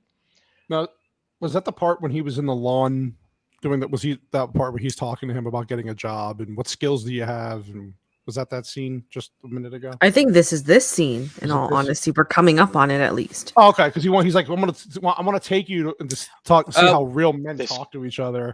Yeah, well, back out when he was in the garden, he was telling him like, oh, about the girl. Yeah, like you could pay me, and he's like, yeah, right, and he said, well, you got to get a job, and he's like, right. Okay, and he didn't know, he had this like feeling of like still stuck in that mentality that his cousins probably have, which is, job, that's either for, losers, or, you're going to get fired, something bad is going to happen. We don't work. We don't play that game, And he's like, I could actually get a job. And like, well, you fucking, what are you good at? I don't know. They replace it with AI these days. Yeah. This part was fucking hilarious. Takes him to the barbershop, and they're like doing their slang, that male bonding, just calling each other names. A lot of I would imagine that the Flacids talk to each other like this all the time. You know what? You're probably right. This is the kind of conversation that they would have. Shield Wall of Dragons. This is what combat guys talk like, right? I mean, tell us. Yeah, please tell us. But yeah, they go through this whole conversation. He's trying to tell them, this is what you say at this situation. Talk about your job. Talk about your girlfriend. Talk about, it was good. It is kind of funny because this is how men talk to each other. Did. I don't know about men today. I feel like they wanted David Koechner for that role. Today, men drink Bud Light and turn it. Never mind.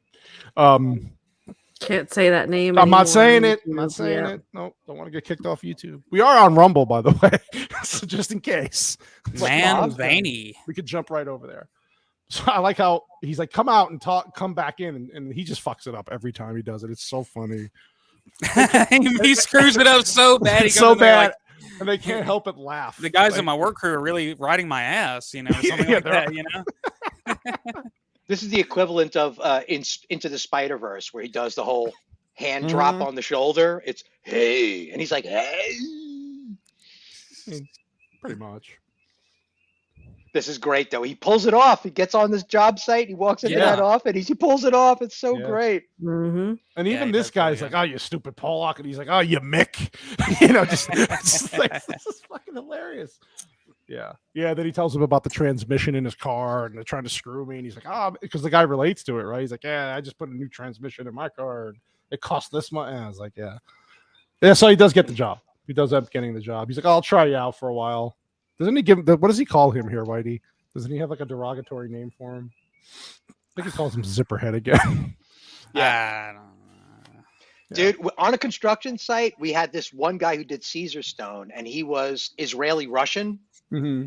And every time he came onto the job site, everybody would start mocking his accent, and he would be like, "Would you please stop talking about like the vid? Would you please?"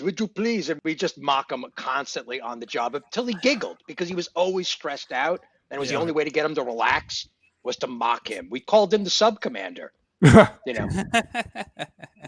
He was like bleach blonde, big, wide, like doughboy face, you know, just classic, big blue eyes. Classic. Yeah, I like here. He's just basically buying him supplies, and he's like, I don't have money for this. He's like, you pay me after your first check. Right. But he's setting him up with all the basic stuff that he needs. Which and he shakes his hand even. Yeah, and doing it in the cool way that, you know, somebody while you're growing up probably, you know, kind of helped you in this way where they're basically like, hey, you know, I'll teach you or I'll show you or, you know, I'll buy these for you for now and all that. You know, don't worry about it. And doesn't make a thing about it. And that's what was the respect part. Yeah, right. And just a short time, instantly. Yeah, but I was saying, it was a few days. He had been at it, I think, probably for a couple of days, a while. But like in a short time with Walt, he's becoming a man, right? Like Vex was saying, he was shy before. Now he's learning construction. He's look at even the way he walks now. He's more walking confident. Straight. Yeah, right. Yeah, and then of course there's always the fucking that, you know, these poor cousins just keep picking on him and like, oh, you have a job. It's like this is that just fucking pisses me off. It really pissed me off. Then they destroy his some of his the measuring tape, his measuring tape and stuff. And then this part was fucked up, man. When the kid takes the cigarette and puts it right into his cheek, and it's like, wait, what the fuck? What the fuck? How is that going to get him to respect you? It's I know they're trying to make respect out of fear, right? That's fear. Another way people get respect all over the world. Yeah. Yeah. And then the poor guy, and then Clint Eastwood catches him here. Walt catches him, and he's like, "What happened?" And he's trying to play it off. And then here we go back to like you were saying, like he's crouching down, his head's down. All that confidence that was built up is gone because he's like, I can't get away from these fucking people. And Walt knows it. And he even says to go take more tools out of my garage. It's fine. Like he knows it's not his fault. Well, he says, did they do that to you? And he's like, I don't want you to get involved. You know, I don't want you to have to fight my fights for me because he's already felt the shame of having to have somebody else fight for him. Yeah. And but at least he does try to say, well, hey, just at least go grab the tools. Out of my shed. Because he just needed a roofing hammer, anyways. He said. Yeah, he has respect for him because he got calm. And he asked, he's like, well, I may need a roofing hammer. And he's like, right. There's my boy, is kind of like what he responds. Right. Right. Yeah. And then Clint Eastwood staking out the house. He didn't give up. Yeah. Right. No, exactly. He didn't. Yeah. Staking out the house and he sees Filipino meatball outside because everybody's clearing out and he throws him on the ground. What up, meatball? You see that cat come out of their house, that they're about to cook it and all that. He's all freedom. He's like, I just freed your pussy. Freed your lunch is gone. Oh God, you're sick fuck. I love you, Whitey. I love this part though, because he's like, got nothing. Look at that face. That face says, "Fuck you." Stay away from him, fuck face, or it's gonna be bad for you and your friends. Yeah. Yeah. I like how he gets home though here, and he can see he's just tired. But he did it anyway to protect the kid. Right, because he did kind of wear himself out there. Yeah, he's a fucking old man. Yeah, dude. And even Walt's changing here. Like he's happy. He's got these new friends. They even say like, "Oh, I've never seen you like this before." And he's like, I have beautiful women and food. And I got food. Even Toad hasn't pissed me off today. It won't taste as good as Burger King, but I'm making you burgers. It's not a I love that he hits on his girl too. He's like, Toad doesn't ask you out, I am. I get little blue pills. Give a fuck. I don't care. And he beat you to it. And this part was great because he's like, well, the sister's like, he's taking the bus, and he's like, oh, you got to go in style. Why don't you take the Gran Torino? And everybody, even Toad's like, what? Yeah, like this is your prized possession. I almost stole this thing from you, and now you're just handing it over to me. It's like, oh my God. Yeah. Oh, surprise, surprise, surprise. We're at the beginning of the third act, kids. Yeah. It comes quick. Yeah. So the gangsters shoot up the house of the Humungs, Toad and Sue and them. And then, which initially, I don't know if the first time you watched this movie, did you expect them to shoot Walt's house while they were driving up? I thought so. I thought so. Yeah. Because he They threatened them, right? They keep harassing Tao though throughout the entire movie, That's a and good Tao keeps rejecting them is the other thing, and they're taking these each time as insults. So yeah, there's an old man, but they're not as concerned about an old man as they 'Cause are their what- own flesh and blood. Right, just right. continuously disrespect. So I never Well, expected okay. them to shoot up Walt's house because of that. Okay. There's another thing Good point. too that I would bet that the cops might not be as strict on same race crime. Especially given that there's a lot of gang and territory conflicts, like family within family, block to block kind of conflicts. So if they shot up Walt's house, then it's a bona fide crime, period. Like, this is not a local thing, right?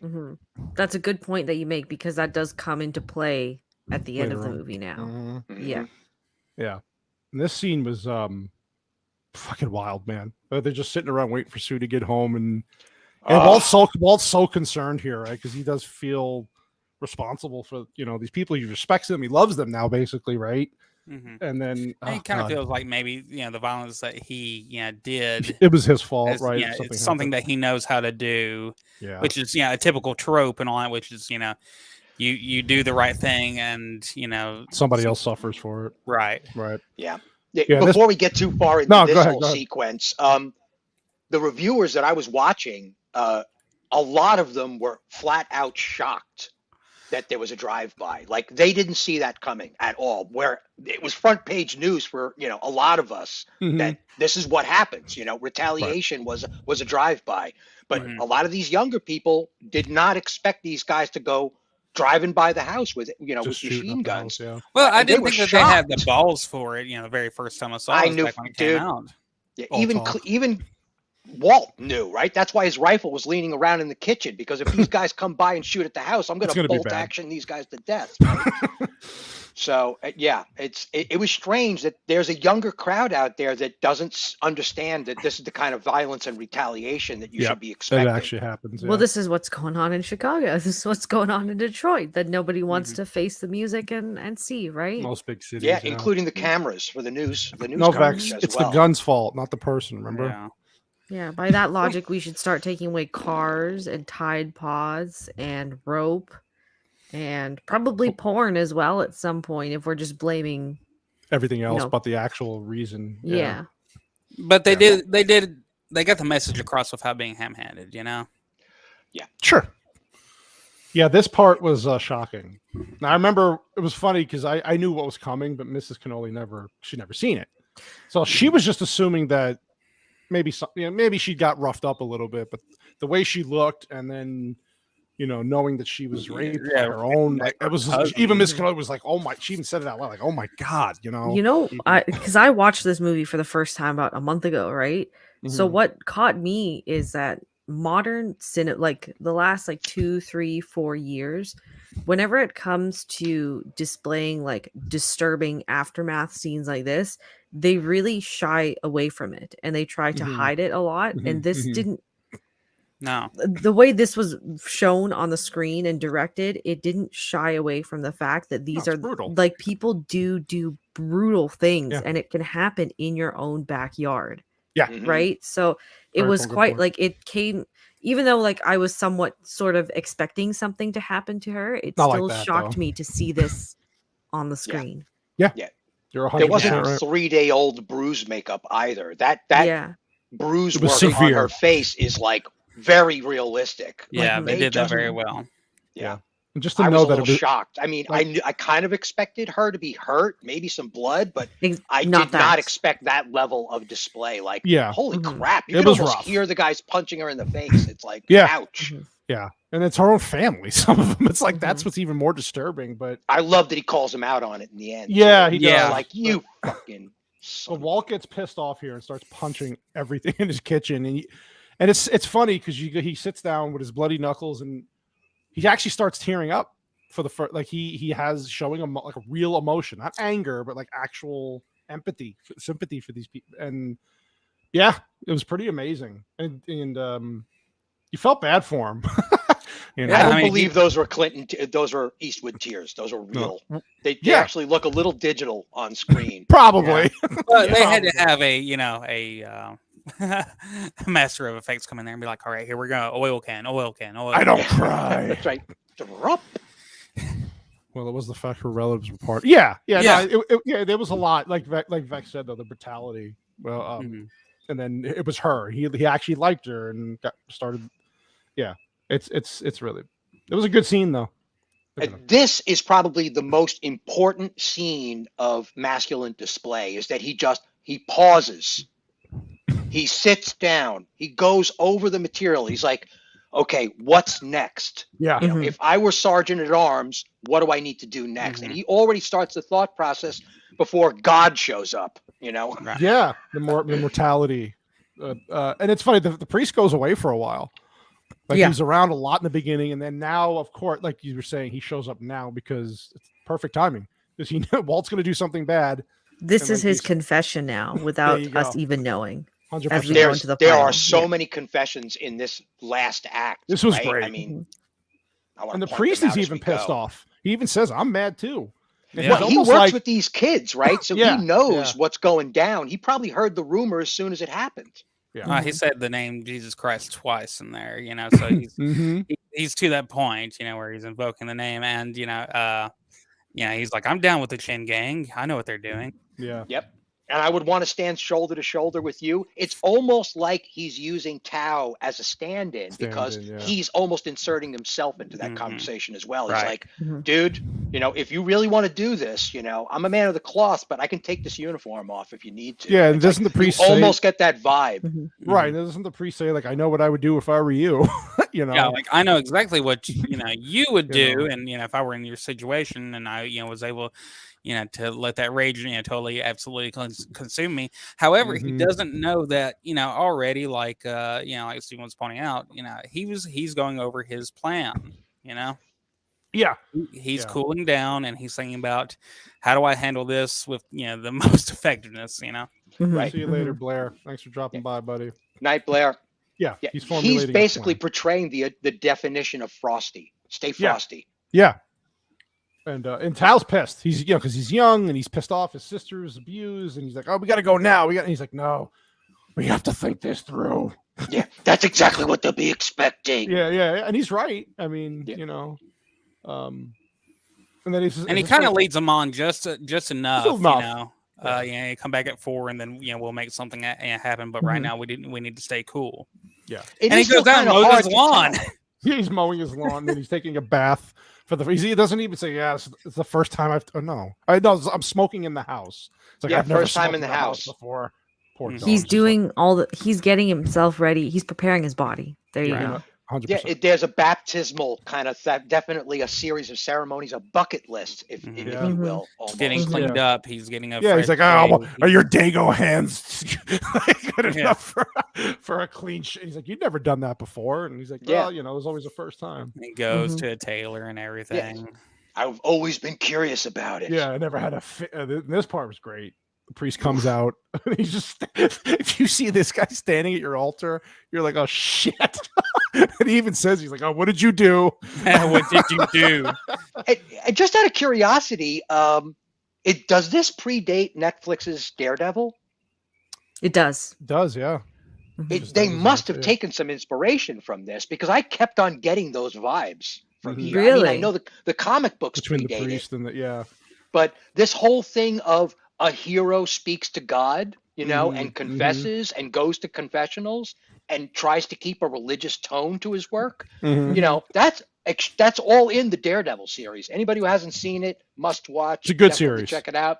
Yeah, so well constructed. I feel like this has been used before this movie, just because and not much sense.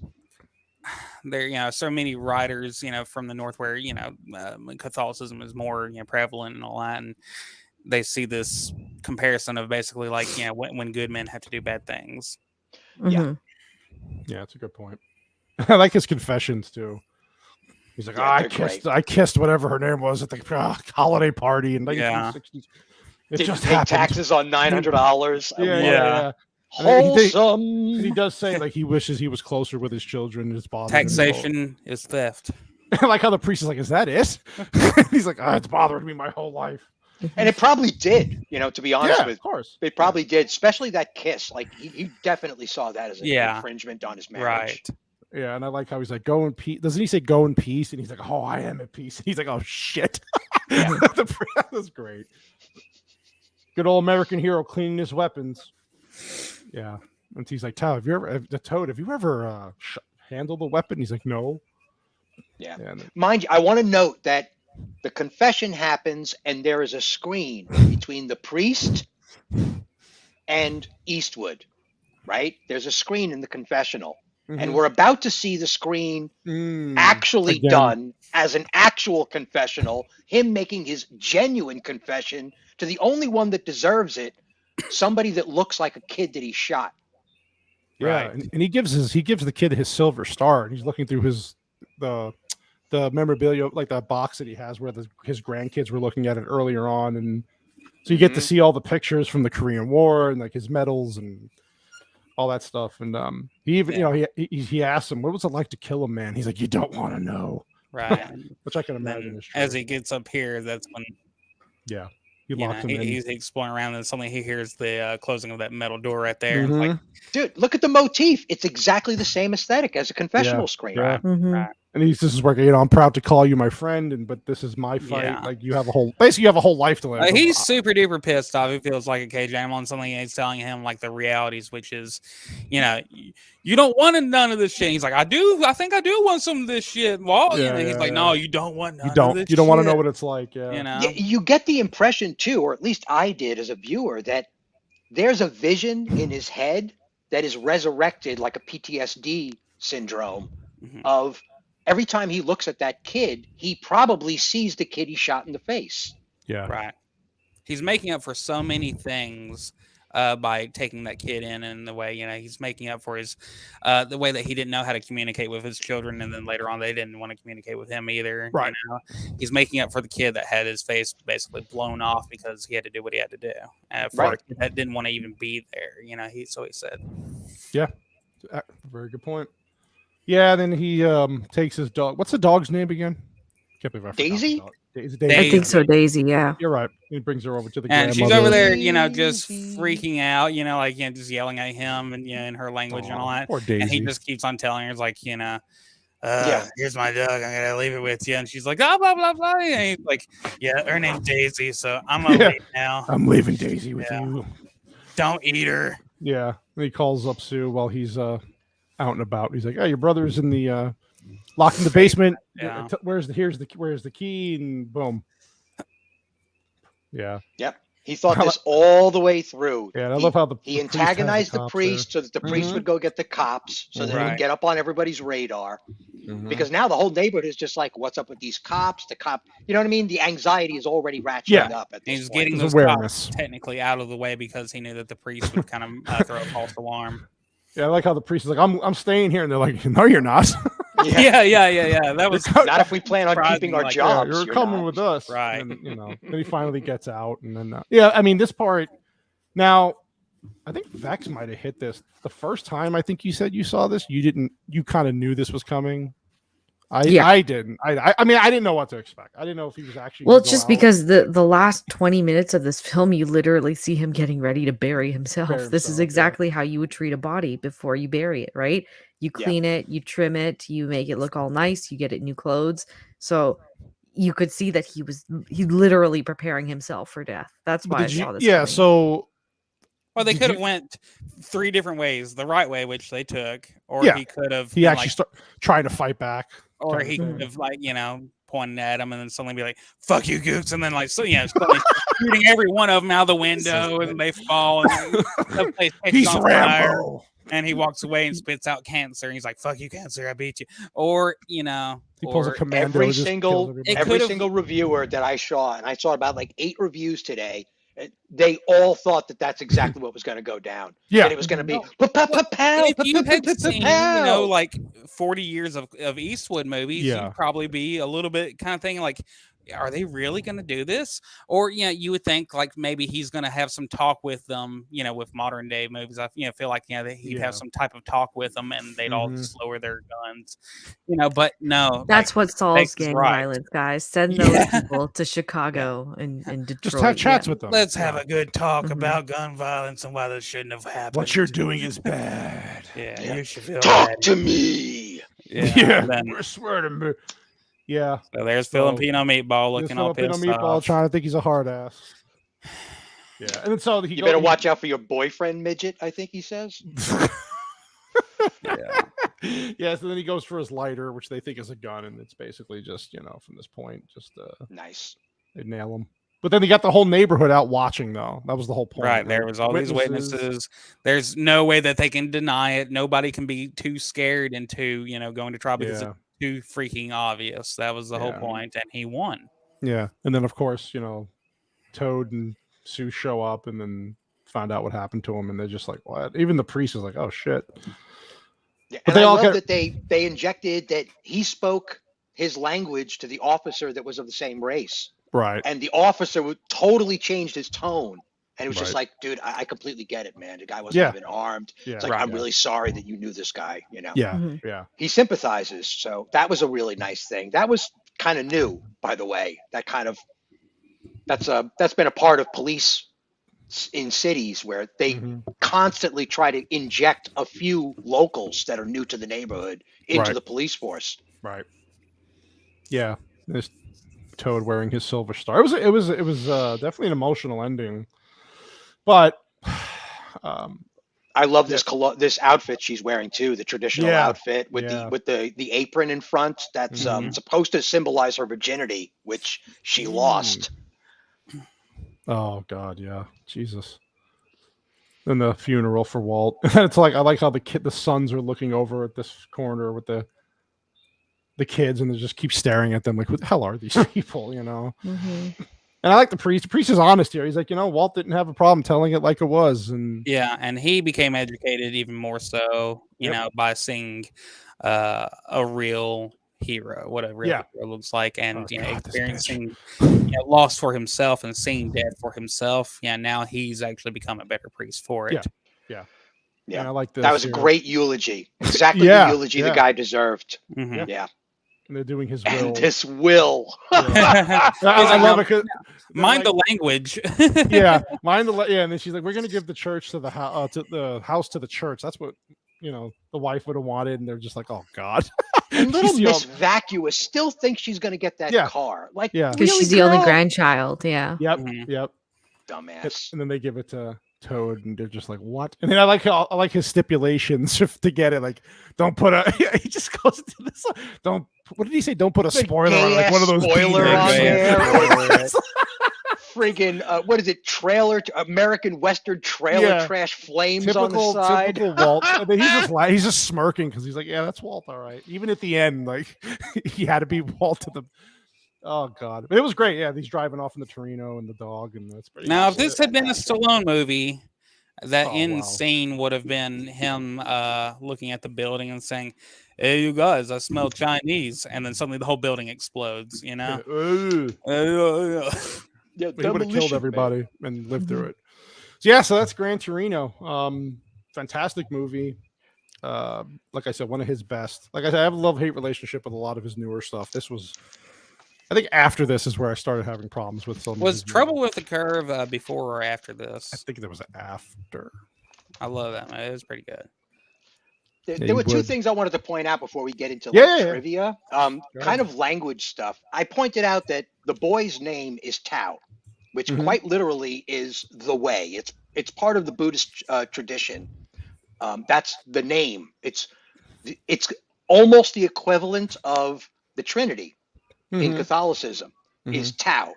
It's the three parts. It's the yin yang and this idea of a basic spiritualization across the spectrum of spiritualization, right? Right. So there's that. That's the boy's name.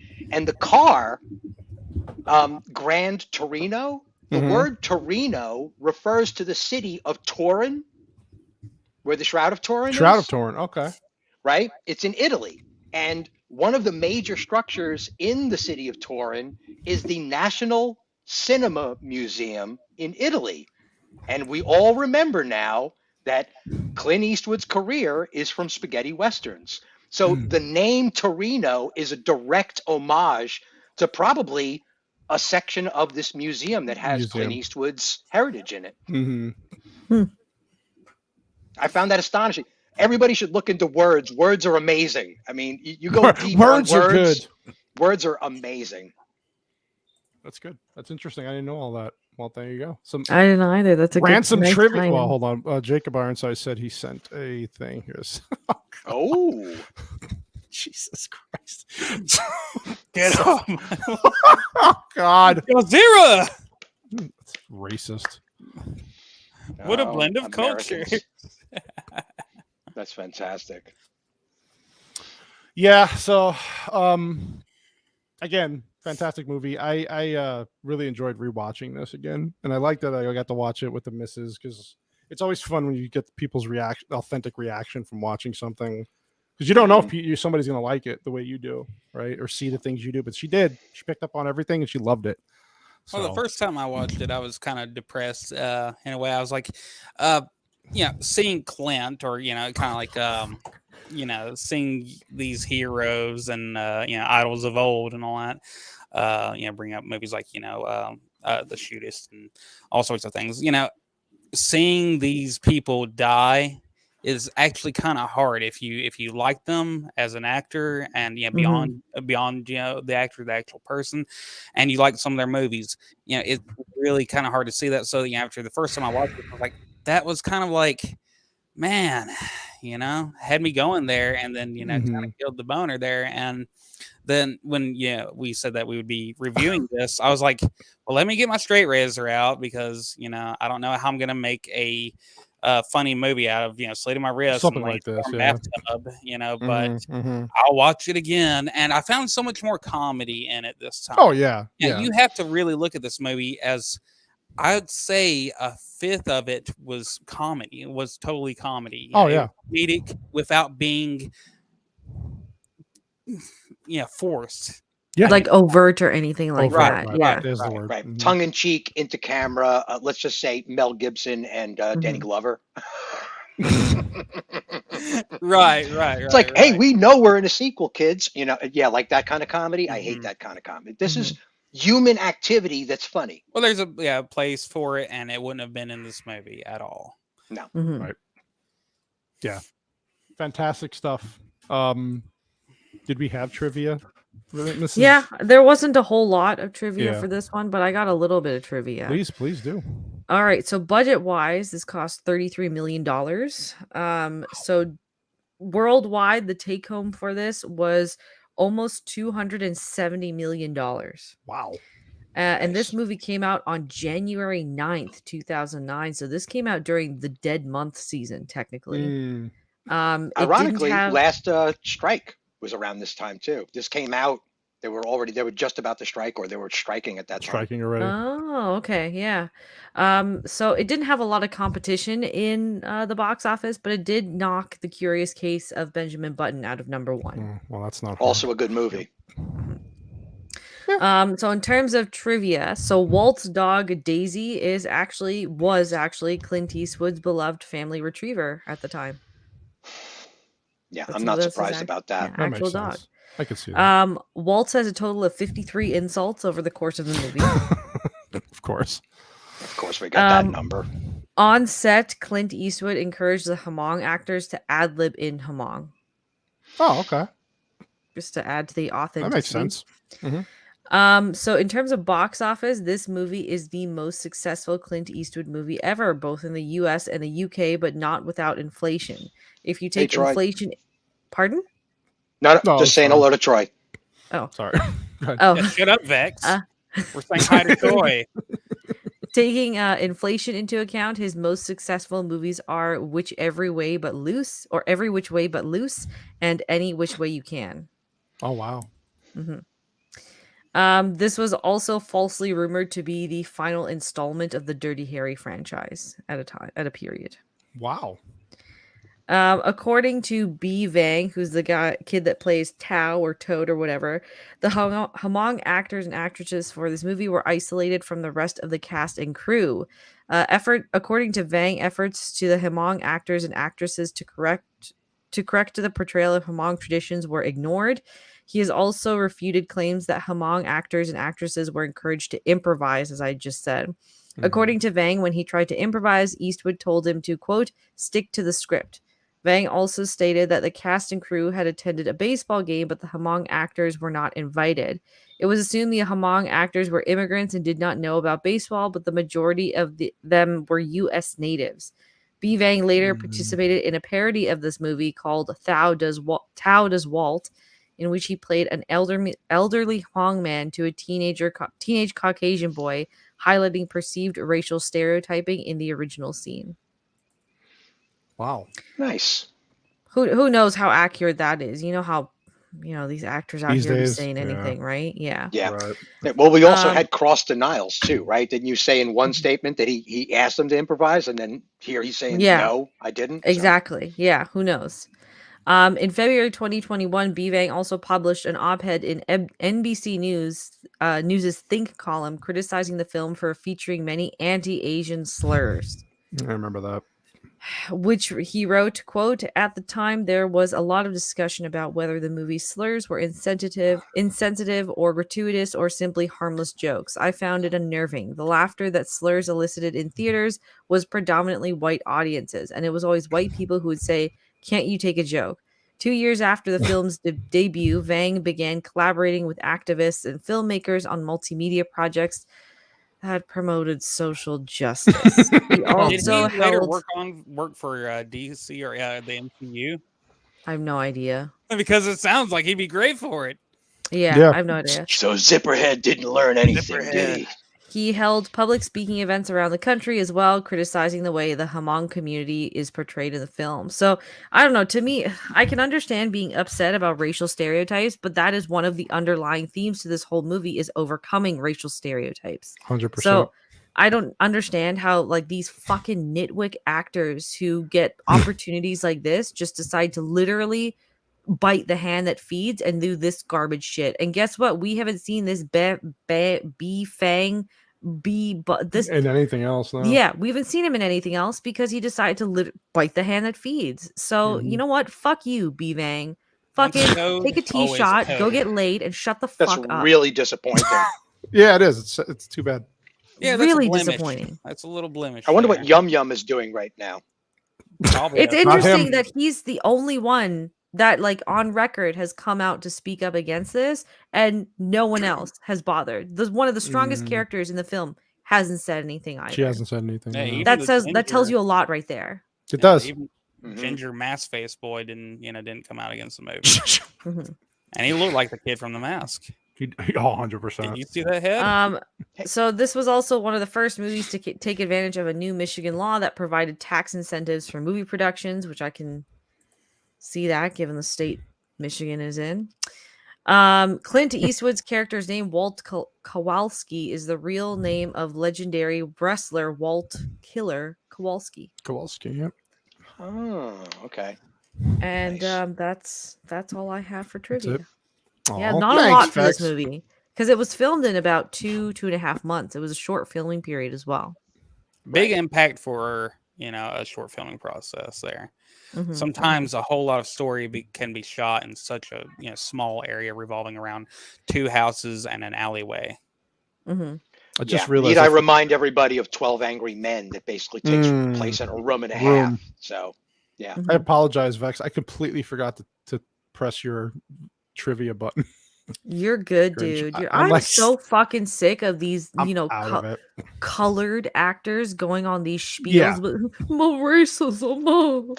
Well, you know what slang the audience also laughed at? I think Mick, Wop, Ziphead, Dago, right? Pollock, Dago, boyfriend. There's a lot of other slang in this thing. The idea that people get their panties in a bunch. No offense, ladies, but it just pisses me off. It's a lot of people got insulted in this film. The guy said, "What are you, half Jew?" Right? I mean, come on. It's like everybody got a licking in this movie. Vex is right though. It's not just limited to one race. Like I remember and it wasn't really in the media a lot, but I remember when The Sopranos was out, there was a whole Italian defamation league going, this is wrong, protesting, this making us look. My dad, it was like, listen, I was a cop.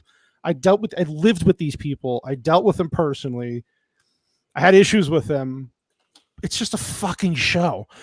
Like, it doesn't mean that we're all gangsters. And it's like, yeah, it was an issue for a while. And wasn't there an episode too that dealt with that? Right when he dealt with the Indian. There was an episode in the show, that they go through a whole where thing about, it all backfired on. Like, most hardworking Italians came here to build the country, not be the black hand of the mafia. And then but they said, but these movies are entertaining, so that's what they're there for. And the mob emulates the movies more than the movies emulate them. Yeah. So Vex is right. It's tiring, but these days these people are getting fucking rewarded for being victims, and it's sad. It's just like it's also just like nobody.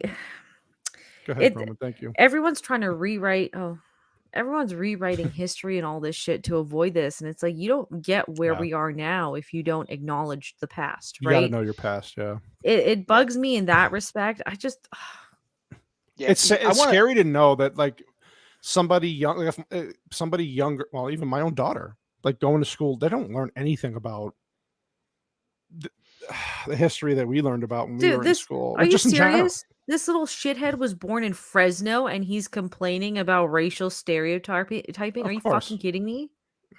Classic. I agree with you, Vex. It is very fucking frustrating. You got an opportunity to be it's in not, and it's just like, okay, say someone is laughing at one of the racial slurs that is said in the movie. It's because every time they use a racial slur, it's undercut with a dash of humor in there. It's meant to be funny, so you don't get these fucking pussies getting their panties in a bunch. Right. Well, it's funny. How many years later was it when he started bitching about this? Almost 15 years later. So that became opportune for his career. Exactly. Which nothing happened anyway. So what a freaking waste. It's a goddamn waste. His agent probably told him it would be good for him. Probably. I wanted to read some quotes. These are just single statement quotes that I noticed at the end of. I got reacquainted with this film through about 8 or 9 reaction channels that I currently watch. So I just went through them and found out, like 8 or 9 months ago, like almost all of them did this movie. It must have been an anniversary or something like that for the film. But this one guy, Caped Informer, said, and he's a young black man, he said, this was a necessary film. Even more so today. It's sad that this movie is almost forgotten.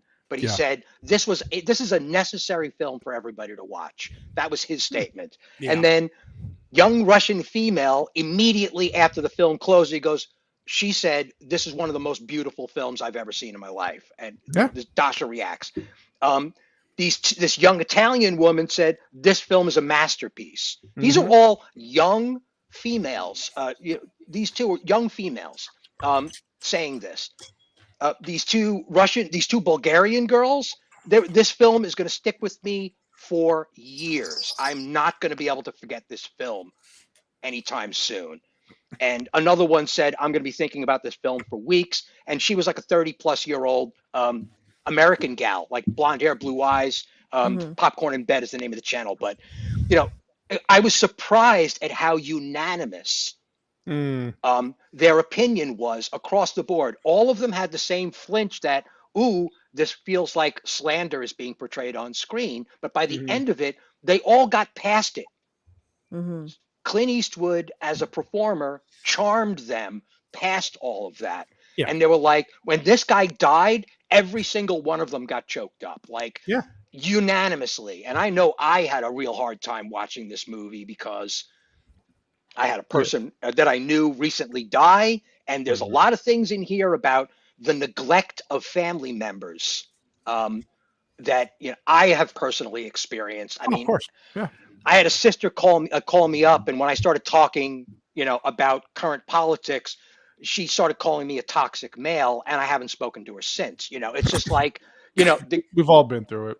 It's bizarre, but there's this weird thing out there where people get more detached from their family. I have better relations with the Koreans in my neighborhood than I do with my own family at this point. So this film really struck home for me. I mean, a lot. Very really accurate. Struck home.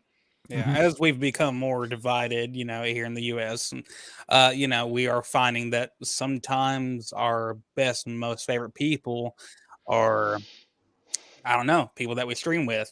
Even Vex. She's not having it, Whitey. I love Vex. No, Sorry. I get it. Fucking Canadians, bro. Yeah. I get it. I get it. And I'm brown too. Like, what the fuck? Oh, I know. wow. I shouldn't be getting along with you, and yet here we are. I'm super Well, duper she white curries mode. favor really well. It's the kind Was of it a 10? attitude that says "Thank you, come again." Whitey, why do you look washed out? Like you can't get much whiter. Whiteness is increasing right now. Okay. Gotcha. Oh God, it's happening. It's contrast. Okay, that's more Oh, like. hey, you're turning into Clint Eastwood now. Get off my computer screen. Whitey reveals his Illuminati. Yeah. So if we had to give ratings for the movie, White Bear, start with you. What do you give this? I'd have to give this 9.5 zipper heads out of 10. It doesn't really get much better. I mean, like I was saying, you have so much character development. You have what I talked about comedy. You had introduction to other cultures without it being so in your face, and and in a tasteful manner. It was great, and even though it's like seeing another cowboy ride off into the sun for his last ride, it was a beautiful ride. Yeah. Mr. Ransom.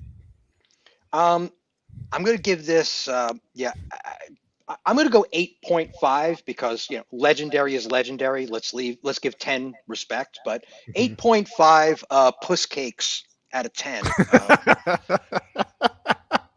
Because Clinton really pulls out the stops, and there's some awkwardness in here. There are some young actors that are fumbling their lines. There's some weirdness going on in front of the camera, but in the end, this is pure Americana. I really hope that generations down the line, people will look back on this and go, I think I get it now. I think I get the Western angst now. I do, because many traditionalists must experience this in their own countries where other nationalities are coming in. I mean, even in India must have experienced this when the Brits came in, right? It's the same equation. Why not, right? There must have been British boys roaming around the streets trying to gang up with other British boys and, cause havoc in the local, I mean, it's not past our understanding to just uncolor this and recolor this in a completely different tradition and have exactly the same shit go down. It's not beyond imagination. Good point. But this is human activity. Gangs form all over the world. And usually they're bullied by family members who are hooked up with these very insecure fellows that just want to be tough. And if it was a militant society, they would all have duties to perform. They'd be deputized by the local police force or something, right? In a traditionalist society, or they'd be out hunting for wild game or something like that. But instead, they just got a car and an attitude, and that's it, and nobody to guide them. So gangs form all over the place. Very true. Good points. I like it. Vex, what about you, Lou? I give it 9 Bevang blue-haired vaginas out of 9. Or out of 10, sorry. All right. I'm going to have to give this 9 out of 10 yum-yums. Yum, again, yum. I mean, you guys pretty much said it all. It's just, it's just fantastic. Not boring. It's engaging from very beginning to the very end. Yep. The characters are well rounded. The dialogue is on point. It doesn't shy away from showing some of the actual horrors that happen in these smaller communities and towns. It pays homage to kind of the classic American dream and what even now foreigners move to the West for as well. Just all around, it's a near perfect movie in all honesty. Yeah, I agree. Yeah, I would encourage anybody out there, because this question is in the fandom all the time, not only in the fandom but just in the blue-blooded American culture of what are we doing? What are we going to do now? I mean, how are we going to turn this around? This is getting out of control. Like, where do we go from here? This is where you go. Yeah. You find some local kid who's worthy of your time and you mentor them to become excellent, right? Be an excellent person to a young person. Pass on the tradition of being awesome, right? Go out there and do it. Be an example. There's a part, we know that the word ruler means a certain thing in normal culture, but if you look at the old Latin form of the word ruler was supposed to be a man's measure, not a man's command, a man's measure. You became a community's measure when you expressed how a person's supposed to be by being that person, by being the example. The example, yeah. Right? Pull a chair out, open up a door, help somebody with their groceries, be the example to the neighborhood. I mean, would Dow have gone across the street and helped that woman with her groceries if he didn't save his life? Was that the first example, or was the kid good from the get-go and just needed a little encouragement? Little push, yeah. Right? He didn't know what he wanted to do, and nobody was telling him. So the gang was really the best option. As it is in many real life, realities. Yeah. Right. Well, you could supplement a gang for activism because it's really not much different. Right. It's a good point. It's a good point. Yeah. Again, it's definitely a classic movie that you probably, hopefully, like you said, doesn't get forgotten. But we're in weird fucking times. We live in a weird world. Yeah. So that was a great show. Steve, thanks again for being a guest. A pleasure. Thanks for having me on. Do, of course, buddy. Whitey, anybody? Well, I'll start with Whitey. What do you got coming up, buddy? Start shouting out your stuff. Oh, White Bear 2. I'm sure we got a political video coming up soon because politicians keep on doing stupid shit. White Bear 3. We're getting plenty of stuff recorded today with gardens coming in and getting all that going and all the fun stuff with chickens. So yeah, check it out. Awesome. Mr. Ransom, where are you going to be, buddy? In about 20 hours, 5 p.m. my coast, 8 p.m. on the East Coast, the United States. We don't do time I'm going to be over here, at Jacob Ironsides. We're going to be discussing The Shadow. The 1994 Alec Baldwin movie, The Shadow. With a whole bunch. The cast is fantastic. There's true inspiration based on the success of Dick Tracy, and this is full color noir at its best. Pure and simple. It was a fun movie. Oh yeah. It pays direct homage to the old radio show as well as the comic books and all the story materials. So that was Alec Baldwin? That's going to be a blast. Yeah. Alec Baldwin plays the lead. So you give that role a shot. Yeah, there's actually a bullet sequence in this movie that is highly dubious, definitely. But I think the Manchurian guy defends himself well. Yeah, I think so too. All right, so look out for that. And then Vex, what do you got coming up, lady? I got too much personal shit going on, so I don't have a lot of streams this week, but I have a lot of streams next week. Awesome. Just had a video out yesterday, so you can check that out if you're not okay getting spoilers for Guardians of the Galaxy 3. Other than that, I will be back to gaming related content probably this coming weekend. There'll be another video. Redfall. Yeah, Redfall, which Cannoli and I had quite a bit of fun playing yesterday, in all honesty. It sounded fun.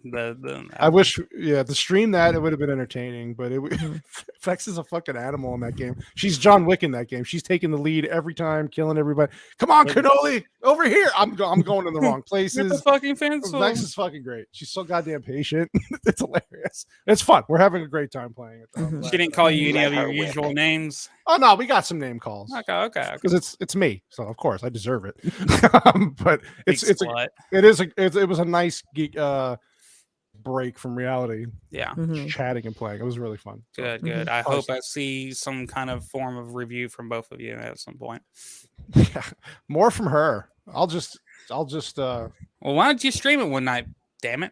Yeah, honestly, we should stream the next time we play. In all honesty, I think people would enjoy that. Who streams though? I guess I'd have. You can stream it on Everybody your channel. Does. You could do multi-streaming as well. Yeah. No, I just don't. I would rather just keep streams off my YouTube channel. That's all.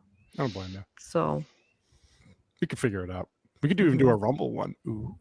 Could do a Rumble one. Rumble would be more fun because we could really get away with a lot of shit on Rumble. Yeah. Like all those end jokes I made yesterday. Well, I wasn't going to say anything. since you brought it up. All right, so look out for them. Their description, their stuff is in the description, all of them. So you can check out all their information there. As far as me, let's say Friday, I am actually on Tony Pacelli's show with me and Mrs. Cannoli. He's interviewing us for his show. That's awesome because I like his content. Next Monday, we're doing Man of Steel with Movie Cynic is coming in as our guest for a little while. That's going to be fun. I have a lot of shit to say about that movie because boy, was that a goddamn catastrophe. I gotta rewatch that movie now. I haven't seen it since it came out. It's Henry Cavill. You won't have any problems. Oh no, that's the only reason why it's going to be worth the rewatch. And all that's why I said to Mrs. Cannoli. So I've been going backtracking with all the Superman movie with my daughter. You're gonna hate me so much during that. No, it's but she so the little Cannoli's like, I want to watch the original Superman movie. So we were watching from the original. Oh, cool. We just got through Superman Returns, which was a fucking mess with Brandon Roth. And they did. I think I was talking to Vex. They wasted him as Superman because he actually was not a bad Superman. It's just the script was crap. Did you take her through the Christopher Reeve movies? We did. We watched all of them. Okay. Oh, and highly recommended too. If you get a chance, show him some of the Fleischer stuff as well. Yeah. Those old school animations, just to give him a taste of what that was like. She actually liked the Christopher Reeves movies a lot more than I thought. I thought at her age she'd be like, "Oh, the CG." She goes, "No, actually, she loves Christopher Reeve. She's got a little crush on of course. She likes Brandon Roth. Now, so this upcoming weekend, we're going to watch Man of Steel to kind of finish off that. But yeah, I have a lot to say about that movie because it was supposed to start off the DCU, and wow. Zack Snyder, no, that's where I lost all my respect for him as a freaking I've said since day one that Man of Steel movie was absolute garbage, and I remember every time I said it, people were like, "Oh, no, you're crazy. You're just you're smart." And now looking back, look at it. It's the only good thing to come out of the DCU, and that's literally like saying, "Here's a gold sprinkled piece of shit." It's sad because the trailers, the teaser trailer, we'll talk a lot about this last week. The trailers to set it up were really, they set it up well. They made you want to see it. And then I was really hyped for it. And I'm not even a Superman fan. Same here. It just looked good. It looked like a fun time. But then we'll talk about this next week, but it was such a missed opportunity. And just plays into Zack Snyder just being a shitty storyteller. And you know what? The vibe for Superman Returns was also, it felt like we knew what they were doing. It was the same thing. They were basically just reincarnating the 77 film, right? I think that's the problem people had with it. Which is fine, which it would have been fine. I mean, Kevin Spacey as, Lex Luthor, a good Superman. But it was works boring for me. But the whole tie-in with the marriage and the kid, I'm like, that part. Really? What the hell are you guys doing? Even my daughter, who's 15, goes, "Why is this a storyline?" I'm like, "Thank you." You see it. Everything else was fine. It was so stupid, but the movie was a little slow, and in the worst way. And that would have been fine if they didn't keep convoluting it was just spiraling it. It's like, where is this film going? It's like, God, guys. Brandon Roth was a good Superman. Yeah. I mean, if they was done right, he would have. I want to know what happened to him because he just dropped all the way off the radar. So the movie, what the hell's the movie we love? The Scott Pilgrim, right? That was. What year was Scott Pilgrim? That was just after. I think that there were contract issues where he wanted to do separate projects, but they wanted to isolate him. The same thing that happened with Cavill and his mustache. Those kinds of things were happening. He wanted to do other projects. They wouldn't let him. And he shows in Scott Pilgrim that he's bona fide. He could have been a real Superman. He would have been a great Superman. He had all the gestures. He had all the moves. He certainly had the damn He sounded body. like Christopher Reeves. He sounded like him. Yep. They just fucked it up. And then they got another perfect Superman and they fucked it up. It's like, oh my God, how do you screw this character? Anyway, we'll get into all that next week. We'll be back here. And then that's pretty much it. There's really Mrs. Cannoli doesn't have much going on. I think me and her are both back on the 19th with Hypnotic on our Her and I. Mrs. Cannoli's got some stuff that she wants to do in the near future, though. She told me she's going to see The Little Mermaid, and she's going to do a review about it. She wants to start making more pre-recorded content for the channel. That's going to be spicy. She's got a lot to say. It's her favorite animated movie of all time. So she got in a fight with somebody on Twitter about it yesterday. So she's feeling it. She's been hanging out with Vex a lot on the chats. So I think that's it's rubbing off, but I love it. I can't wait to review that movie because Little Mermaid 2 is top 2 for that's tied with Aladdin for my favorite Disney movie. Yeah. So to see what they've been doing to this for a live action is literally breaking my heart. Like it upsets Same with me. her. All of the stuff that I see coming out for this. Yeah. And the movie just looks like shit. So she'll get into yeah. that. But look out for that. Of course, you can always check out my community page. Anyway, that's basically it. I want to thank everybody again. Thank you again, Steven. And that's basically it. We will see you. Thank you, Zipperheads. Get off our lawn. Bye, Zipperheads. See you next week.